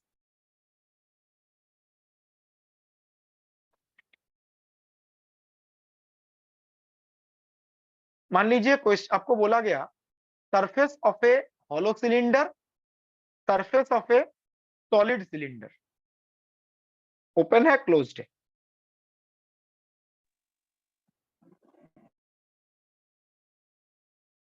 होलो ओपन है, सॉलिड क्लोज। दोनों क्लोज है। हॉलो का मतलब थोड़ी ना है जो दोनों तरफ खुला हुआ है, हॉलो का मतलब अंदर कोई मटेरियल नहीं है, हॉलो का मतलब है अंदर कोई मटेरियल नहीं है। हॉलो का मतलब थोड़ी ना है जो टॉप और बॉटम खुला हुआ है। हॉलो सिलेंडर और सॉलिड सिलेंडर, इसका मतलब है दोनों का ही कर्व सरफेस होगा, टॉप सरफेस होगा, बॉटम सरफेस होगा। हॉलो सिलेंडर में अंदर क्या होगा, कोई भी मटेरियल नहीं, खाली होगा। और सॉलिड सिलेंडर में अंदर मटेरियल भरा होगा। और दोनों ही क्लोज सरफेस ही है ना। हॉलो का मतलब नहीं है ऊपर नीचे से खुला हुआ है। हॉलो का मतलब है एक सिलेंडर शेप का ऑब्जेक्ट है जिसका अंदर खाली है, अंदर कोई मटेरियल फिलअप नहीं किया हुआ है। सॉलिड सिलेंडर में अंदर मटेरियल फिलअप किया हुआ है। दोनों ही क्या होंगे, क्लोज्ड। क्लोज्ड। अगर ऐसा बोला जाए cylinder with to open ends, cylinder with to open ends, open and का मतलब है टॉप सरफेस और बॉटम सरफेस की तरफ खुला हुआ है, तब वो क्या होगा, Open.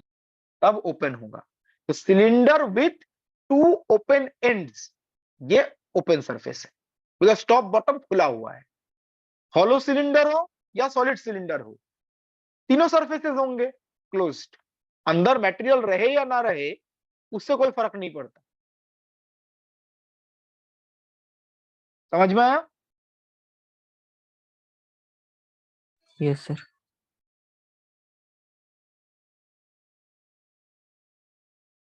मैं आगे प्रोसीड कर रहा हूं।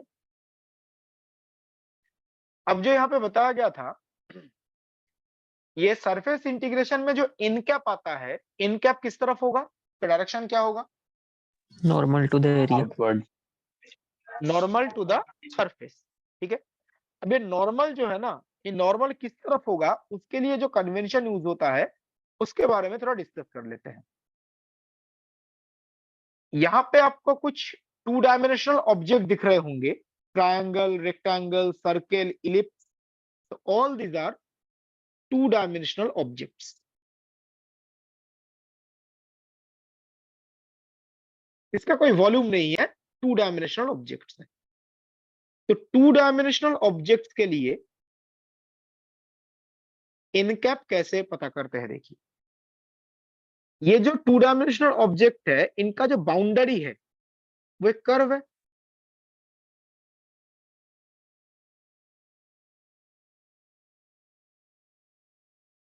इस कर्व का कुछ ओरिएंटेशन होगा, एंटी क्लॉकवाइज भी हो सकता है, क्लॉकवाइज भी हो सकता है।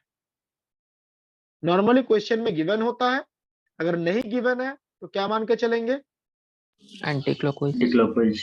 Anti clockwise. इनकैप किस तरफ होगा वो हम यहां से पता करेंगे। कर्व का ओरिएंटेशन पहले चेक कीजिए और फिर राइट हैंड थंब रूल का यूज कीजिए। जिस तरफ कर्व का ओरिएंटेशन है उस तरफ राइट हैंड को रोटेट कर दीजिए। थंब का जो डायरेक्शन होगा वही इनकैप होगा। इस केस में थंब किस तरफ आएगा, आउटवर्ड।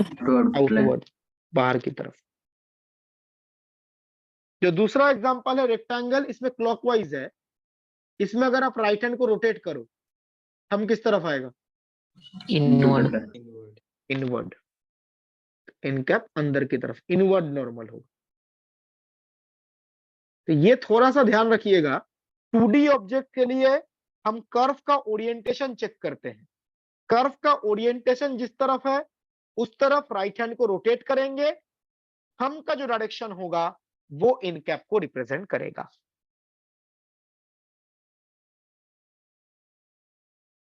जैसे ये सर्कल है, मान लीजिए सर्कल में ओरिएंटेशन ये गिवन है,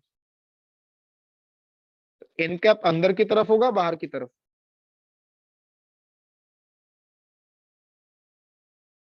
अंदर से। अंदर की तरफ। अंदर की तरफ। नॉर्मली क्लॉकवाइज होता है तो अंदर की तरफ, एंटी क्लॉकवाइज होता है तो बाहर की तरफ। ये एंटी क्लॉकवाइज है, राइट हैंड को रोटेट कीजिए, हम बाहर की तरफ आएगा। एंटी क्लॉकवाइज है तो बाहर की तरफ, क्लॉकवाइज है तो अंदर की तरफ। क्लियर है point? Yes sir. Note down कर लीजिए।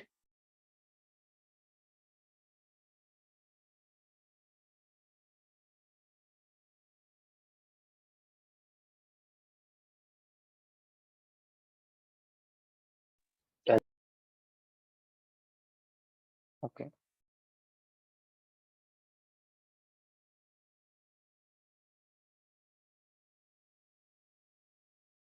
तो मैं आगे प्रोसीड कर रहा हूं।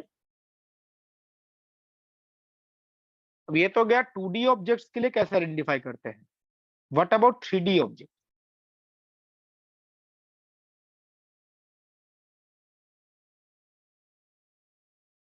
3D ऑब्जेक्ट के लिए कुछ ना कुछ वॉल्यूम तो होगा।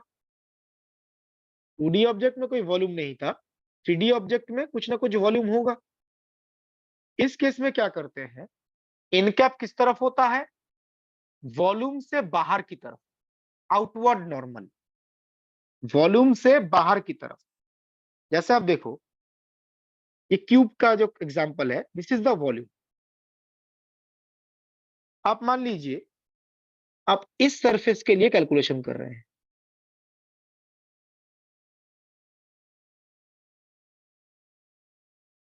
तो इस सरफेस के ऊपर किसी भी पॉइंट पे आप कितने नॉर्मल ड्रॉ कर सकते हैं जिनका डायरेक्शन अलग अलग होगा एक पॉइंट पे?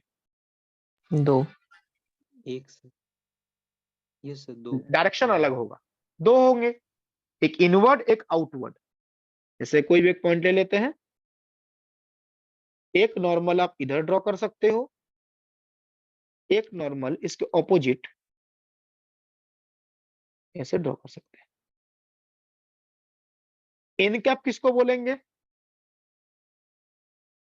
जो वॉल्यूम से बाहर की तरफ होगा। ये वॉल्यूम है तो वॉल्यूम से बाहर की तरफ मतलब इधर। ऐसे आप देखिए, जो नीचे जो सरफेस आपको दिख रहा है, बेस जो आपको दिख रहा है, दिस वन, बॉटम सरफेस, इस सरफेस में भी किसी भी एक पॉइंट पे आप दो नॉर्मल ड्रॉ कर सकते हैं। यहाँ पे इनकैप किस तरफ होगा, डाउनवर्ड। डाउनवर्ड। वॉल्यूम से बाहर की तरफ होगा इनकैप। 3D ऑब्जेक्ट के लिए इस तरीके से चूज किया जाता है, ये होगा माइनस इनकैप। आउटवर्ड नॉर्मल होगा outward to the volume plus n cap, और inward to the volume minus n cap. 3D object के लिए ऐसे आइडेंटिफाई किया जाता है। जैसे यहाँ पे आपको स्फीयर दिख रहा है, स्फीयर के किसी भी पॉइंट पे अगर आप नॉर्मल चेक करना चाहते हैं तो वॉल्यूम से बाहर की तरफ होगा इनकैप। सिलेंडर की बात करें तब भी वही ट्रू है। सिलेंडर का जो कर्व्ड सरफेस है, इनकैप वॉल्यूम से बाहर की तरफ होगा। और सरफेस इंटीग्रेशन में ऑलवेज हम इनकैप की ही बात करते हैं, because NCAP is the positive direction. यहाँ पे हेमिस्फीयर आपको दिख रहा है। अब बताइए, हेमिस्फीयर के दो सरफेसेस हैं, जो कर्व्ड सरफेस है उसके लिए इनकैप क्या होगा, इधर, और जो बॉटम सरफेस है उसके लिए इनकैप किस तरफ होगा, नीचे डाउनवर्ड। डाउनवर्ड,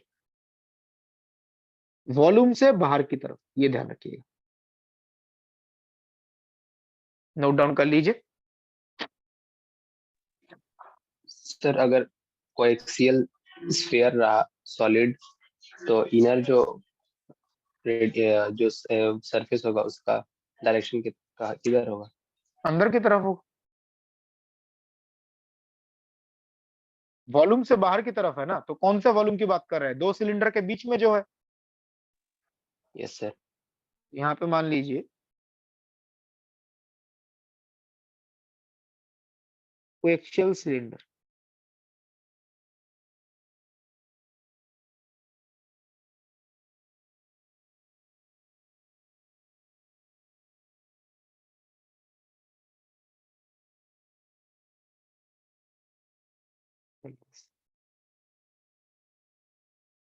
अब यहाँ पे आप कौन से वॉल्यूम की बात कर रहे हैं, जो इन दोनों के बीच में, ये जो पोर्शन है। Yes sir. अब बताइए, जो इनर सरफेस है, इनर सिलेंडर है, उसके लिए आउटवर्ड टू द वॉल्यूम कौन सा पोर्शन होगा, अंदर की तरफ या बाहर की तरफ, अगर ये वॉल्यूम कंसिडर करते हैं? अंदर की तरफ होगा। अंदर की तरफ होगा ना। ये बीच वाला जो वॉल्यूम है उसकी बात कर रहे हैं। Yes sir. तो जो बाहर वाला सिलेंडर है उसके लिए बाहर की तरफ, जो अंदर वाला सिलेंडर है उसके लिए अंदर की तरफ। ये डिपेंड करता है कौन से वॉल्यूम की आप बात कर रहे हो, ये ध्यान रखिएगा। ये वॉल्यूम है तो जो इनर वाला है उसके लिए अंदर की तरफ, और जो आउटर वाला है उसके लिए बाहर की तरफ। ठीक है। यस सर, स्फीयर में भी सेम हो जाएगा। स्फीयर में भी अगर कॉन्सेंट्रिक स्फीयर है, रेडियस डिफरेंट है, तब भी वही होगा, अगर हम दो स्फीयर के बीच वाले वॉल्यूम की बात कर रहे हैं। ठीक है। और कुछ anyone?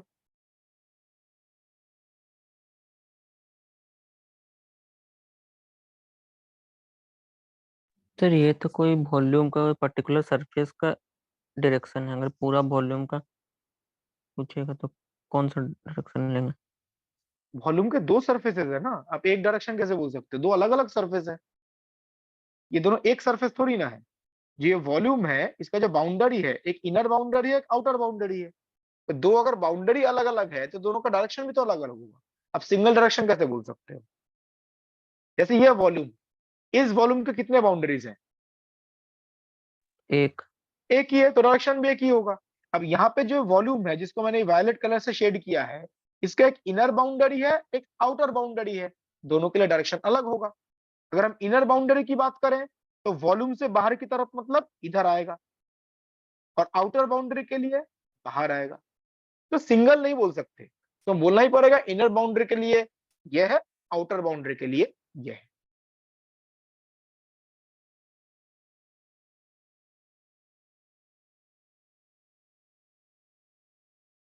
Clear everyone? Yes sir. मैं आगे हेलो प्रोसीड सर। कर रहा हूँ, बताइए। सर इस सिलेंडर पे ऐसा कोई पॉइंट है क्या जो मतलब कर्व सरफेस में होगा और फ्लैट सरफेस में होगा? तो कोई पॉइंट है क्या कर्व? सिलेंडर में एक पॉइंट ऐसा भी हो सकता है क्या, मतलब वो कर्व सरफेस में ही आएगा और वो जो ऊपर वाला फ्लैट सरफेस में है? तो जो बाउंड्री पे होगा वहीं पे आएगा ना, जो बाउंड्री पे है। दोनों में आ सकता है कि पॉइंट? हाँ, तो जो ये इनका बाउंड्री जो है, बाउंड्री पे जो पॉइंट्स होंगे वो दोनों में आएंगे ना। तब उनमें से नॉर्मल कहाँ पे लेंगे? हम पॉइंट पे नॉर्मल थोड़ी ना लेते हैं, हम सरफेस पे नॉर्मल ले रहे हैं। चलो ठीक हम तो एक सरफेस के ऊपर नॉर्मल ले रहे हैं ना, है सर। तो हम तो पूरे सरफेस के ऊपर इंटीग्रेशन कर रहे हैं, और पॉइंट के लिए तो लिमिट पुट कर देते हैं वो। Okay sir.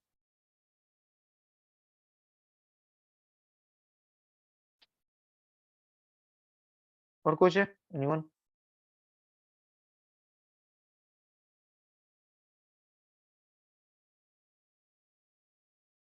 मैं आगे प्रोसीड कर रहा हूँ। तो सरफेस इंटीग्रेशन क्वेश्चन डिस्कस करने के पहले जो डिफरेंट कोऑर्डिनेट सिस्टम है, कार्टेशियन, स्फेरिकल, पोलर, उनको वन बाय वन डिस्कस करेंगे और साथ साथ एग्जांपल भी डिस्कस करते रहेंगे। तो टू डायमेंशनल कार्टेशियन कोऑर्डिनेट के बारे में हमने ऑलरेडी डिस्कस किया था। This is Cartesian coordinate in 3 dimension. तो आई थिंक ये एक्सप्लेन करना जैसे एक्स्ट्रा कुछ एक्सप्लेन करने जैसा कुछ नहीं है, ऑलरेडी हमने 2D में डिस्कस किया था। These are the line elements. 2 dimension में क्या था, dxi cap dy j cap, यहाँ पे dz k कैप भी आ जाए, नोट डाउन कर लीजिए। सर वॉल्यूम इंटीग्रेशन नहीं है ऐसा कुछ? आएगा आएगा।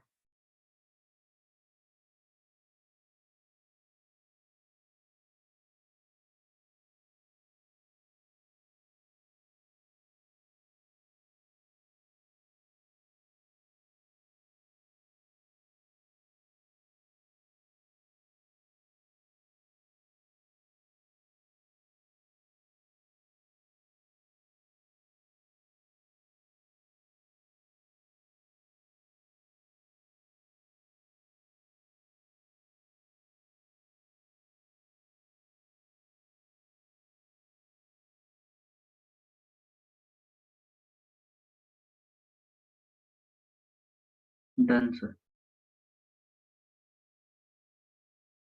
नाउ लाइन एलिमेंट को यूज करके हम एरिया एलिमेंट कैलकुलेट कर सकते हैं। तो एरिया एलिमेंट कैलकुलेट करने के लिए कौन से प्रोडक्ट का यूज करते हैं? Cross product. तो जैसा आपको डायग्राम में यहाँ पे दिख रहा होगा, यहाँ पे 3 कोऑर्डिनेट प्लेन्स हैं। एक है x Y plane, x z plane and y z plane. तो अगर एक्स वाई, एक्स जेड और वाई जेड प्लेन में हमें इंटीग्रेशन करना है, सरफेस इंटीग्रेशन, तो कौन सा एरिया एलिमेंट यूज करेंगे?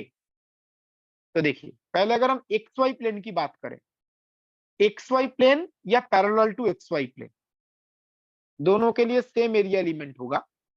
एक्स वाई प्लेन में कौन सा कोऑर्डिनेट चेंज होता है? एक्स वाई जेड, कौन सा कोऑर्डिनेट चेंज होता है? X and y. X and y. इसलिए आप देखिए, डीएलएक्स और डीएलवाई का क्रॉस प्रोडक्ट लिया गया है। इन वाई जेड प्लेन और parallel to y z plane y और जेड चेंज होता है, इसीलिए डीएलवाई और डीएलजेड का क्रॉस प्रोडक्ट लिया गया है। Similarly in the XZ plane और parallel to XZ plane X and Z coordinate change होता है, तो डीएलजेड और डीएलएक्स इसका क्रॉस प्रोडक्ट लिया गया है। तो जो कोऑर्डिनेट चेंज होगा उसी लाइन एलिमेंट का क्रॉस प्रोडक्ट लेंगे। एक्स वाई चेंज होगा तो डीएलएक्स डीएलवाई का cross product, y z change होगा तो डीएलवाई डीएलजेड का क्रॉस प्रोडक्ट। और यहां पे आप देखिए, आप इस सीक्वेंस में भी क्रॉस प्रोडक्ट ले सकते हैं या इसमें भी ले सकते हैं। ये चेंज क्या करेगा? जस्ट ओरिएंटेशन क्लॉकवाइज है या एंटी क्लॉकवाइज है। अगर एंटी क्लॉकवाइज है तो ये रिजल्ट्स आएंगे। एक्स वाई प्लेन है डीएक्स डीवाई के कैप, वाई जेड प्लेन है डीवाई डीजेड आई कैप, एक्स जेड प्लेन है डीएक्स डीजेड जे कैप। अगर एंटी क्लॉकवाइज है तो यहाँ पे प्लस आएगा साइन, प्लस के कैप प्लस आई कैप प्लस जे कैप। क्लॉकवाइज है तो डायरेक्शन अपोजिट हो जाएगा, माइनस के कैप माइनस आई कैप माइनस जे कैप।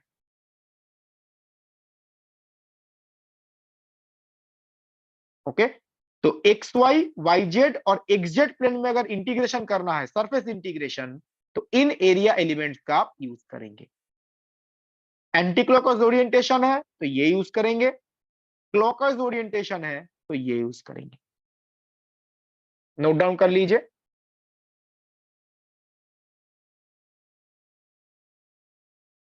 कोई ये बता सकता है एक्स वाई प्लेन का इक्वेशन क्या होगा?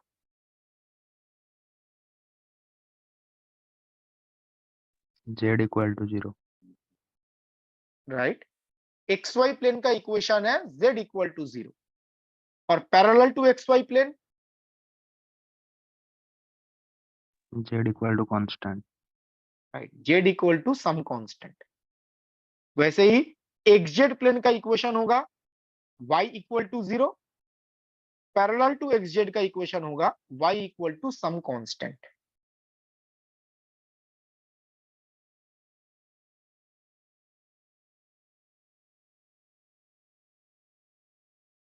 नोट डाउन कर लीजिए।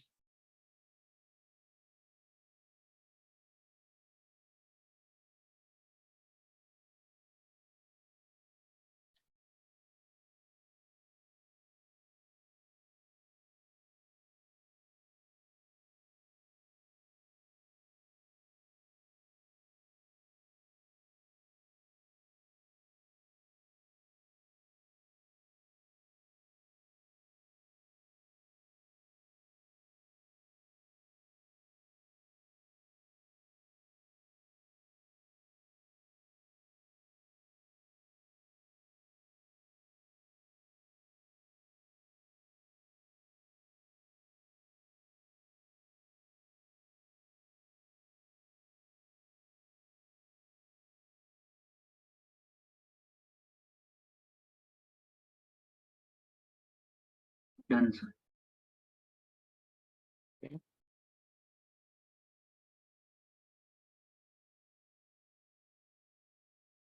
मैं आगे प्रोसीड कर रहा हूं।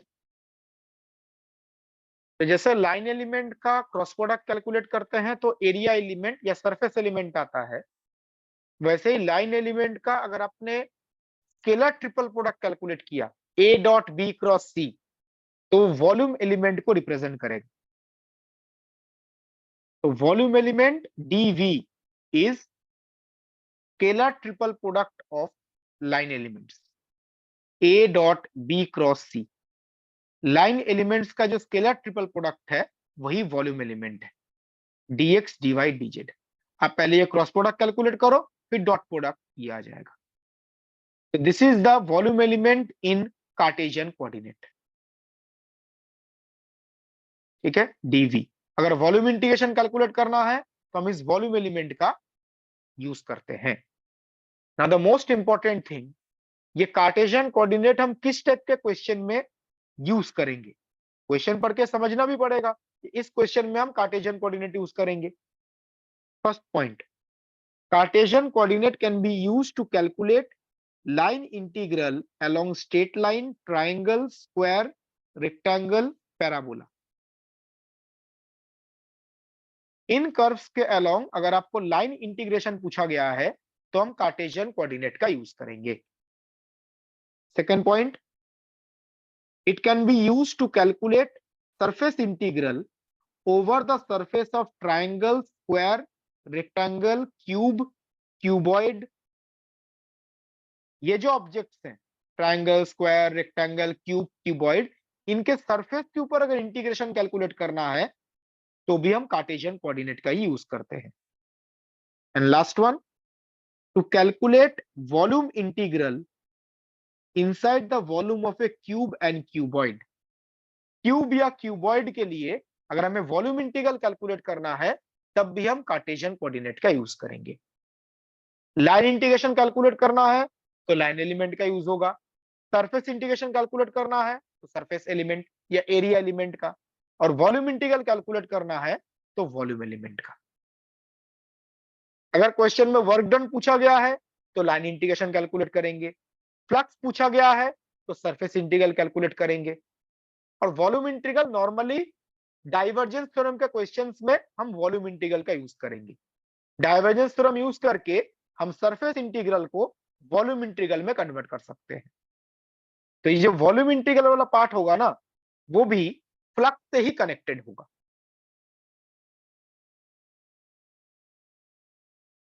नोट डाउन कर लीजिए।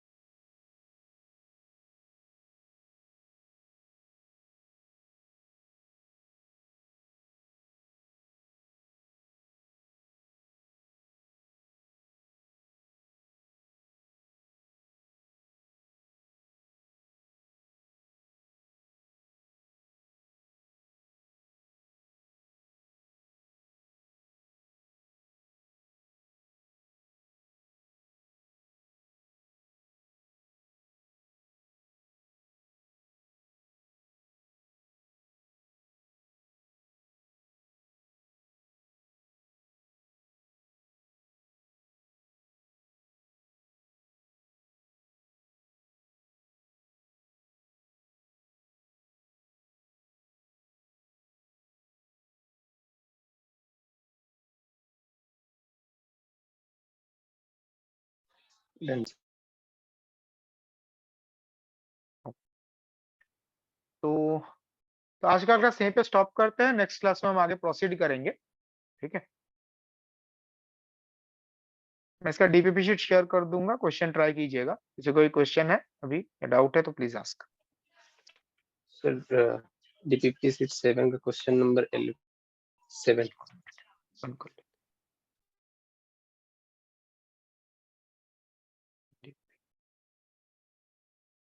ट्वेंटी भी सर। 7 का क्वेश्चन नंबर कौन सा बताया अभी? 7 रिपीट करेंगे, सुनाई नहीं दिया मुझे। 7. 7. The direction along which there is no change in the value of the function at point 3, -2.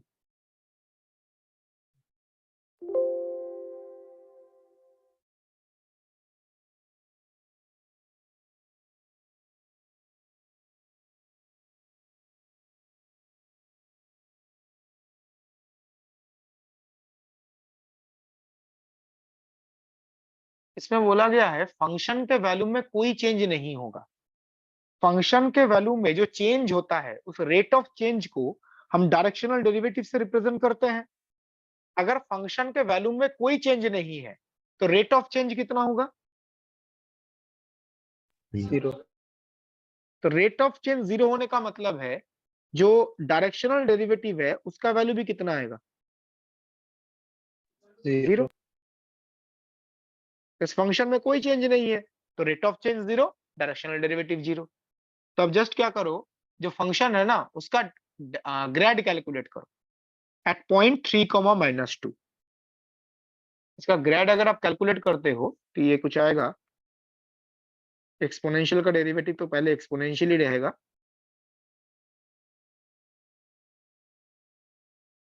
Into x के रेस्पेक्ट में पार्शियल डेरिवेटिव करेंगे, ये आएगा 2x + y i कैप, और y के रेस्पेक्ट में पार्शियल डेरिवेटिव करेंगे तो x j cap at point p point क्या क्वेश्चन में गिवन है? 3, -2।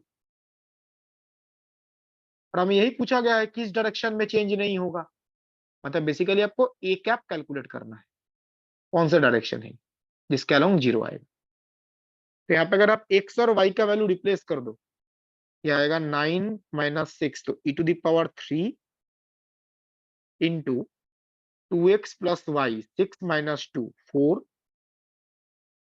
प्लस x, तो 3j कैप।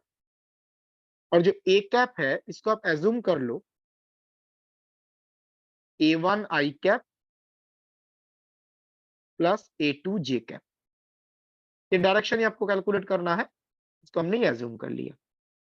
अब दोनों का डॉट प्रोडक्ट अगर आप कैलकुलेट करो वो 0 आना चाहिए। यहां से देखो क्या रिलेशन आ रहा है, 4a1 + 3a2 = 0। तो बताइए कौन सा ऑप्शन इस कंडीशन को सेटिस्फाई कर रहा है? a1 a2 वेक्टर के कंपोनेंट्स है।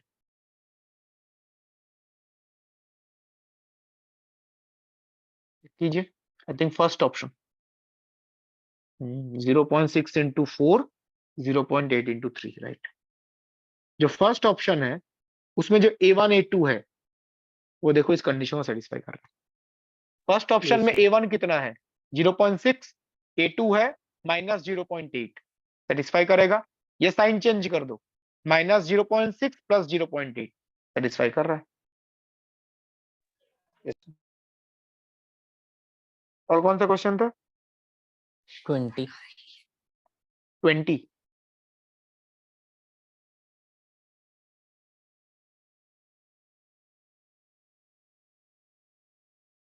टू 20 की बात कर रहे हैं या 25? क्या बोल रहे हैं?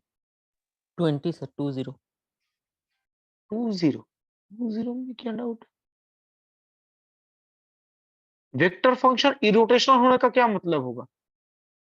कर्ल 0 सर, मैंने कैलकुलेट किया लेकिन इसमें सर k3 = k1 और k2 = 3 आया, तो कौन सा ऑप्शन, कौन सा करेक्ट, कैसे लिखेंगे आंसर पता नहीं चला। नहीं नहीं, कर्ल अगर 0 है तो इसका मतलब है आप इसका कर्ल कैलकुलेट करो, 3 कंपोनेंट्स आएंगे, तीनों कंपोनेंट ही 0 होंगे। इसका कर्ल कितना आया है?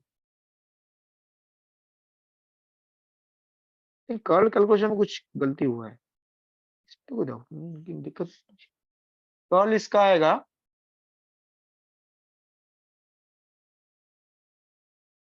-k3 i cap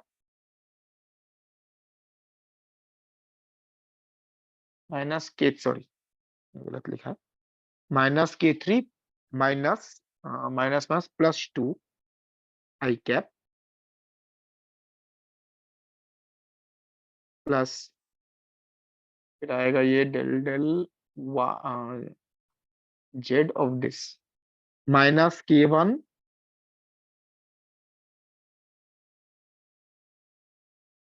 minus K1 del del Z और इधर आएगा del del X J cap plus K2 minus 3 K cap. ये आएगा, चेक कीजिए, ये कर्ल आएगा।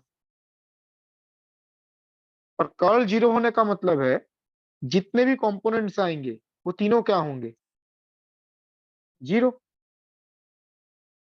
इसको 0 के साथ कंपेयर करेंगे तो यहाँ से K3 का वैल्यू पता चलेगा 2। इसको 0 के साथ कंपेयर करेंगे तो K1 पता चलेगा, K1 इज 0। और इसको 0 के साथ कंपेयर करेंगे तो K2 पता चलेगा, K2 इज 3। इन तीनों का सम पूछा गया, लेकिन 5 आंसर, कितना आंसर 20 का 5 ही आंसर। पता चल रहा है ना, इंडिविजुअल कंपोनेंट आपने कैलकुलेशन में कहीं गड़बड़ किया है, चेक कीजिए।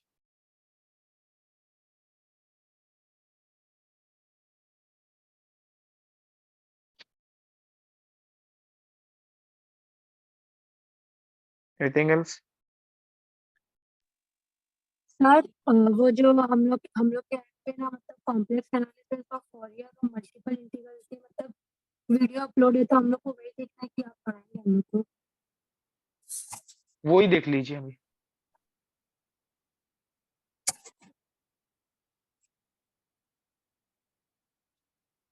Okay sir. क्योंकि ज्यादा टाइम नहीं बचा है इसीलिए वो अपलोड करवाया गया है।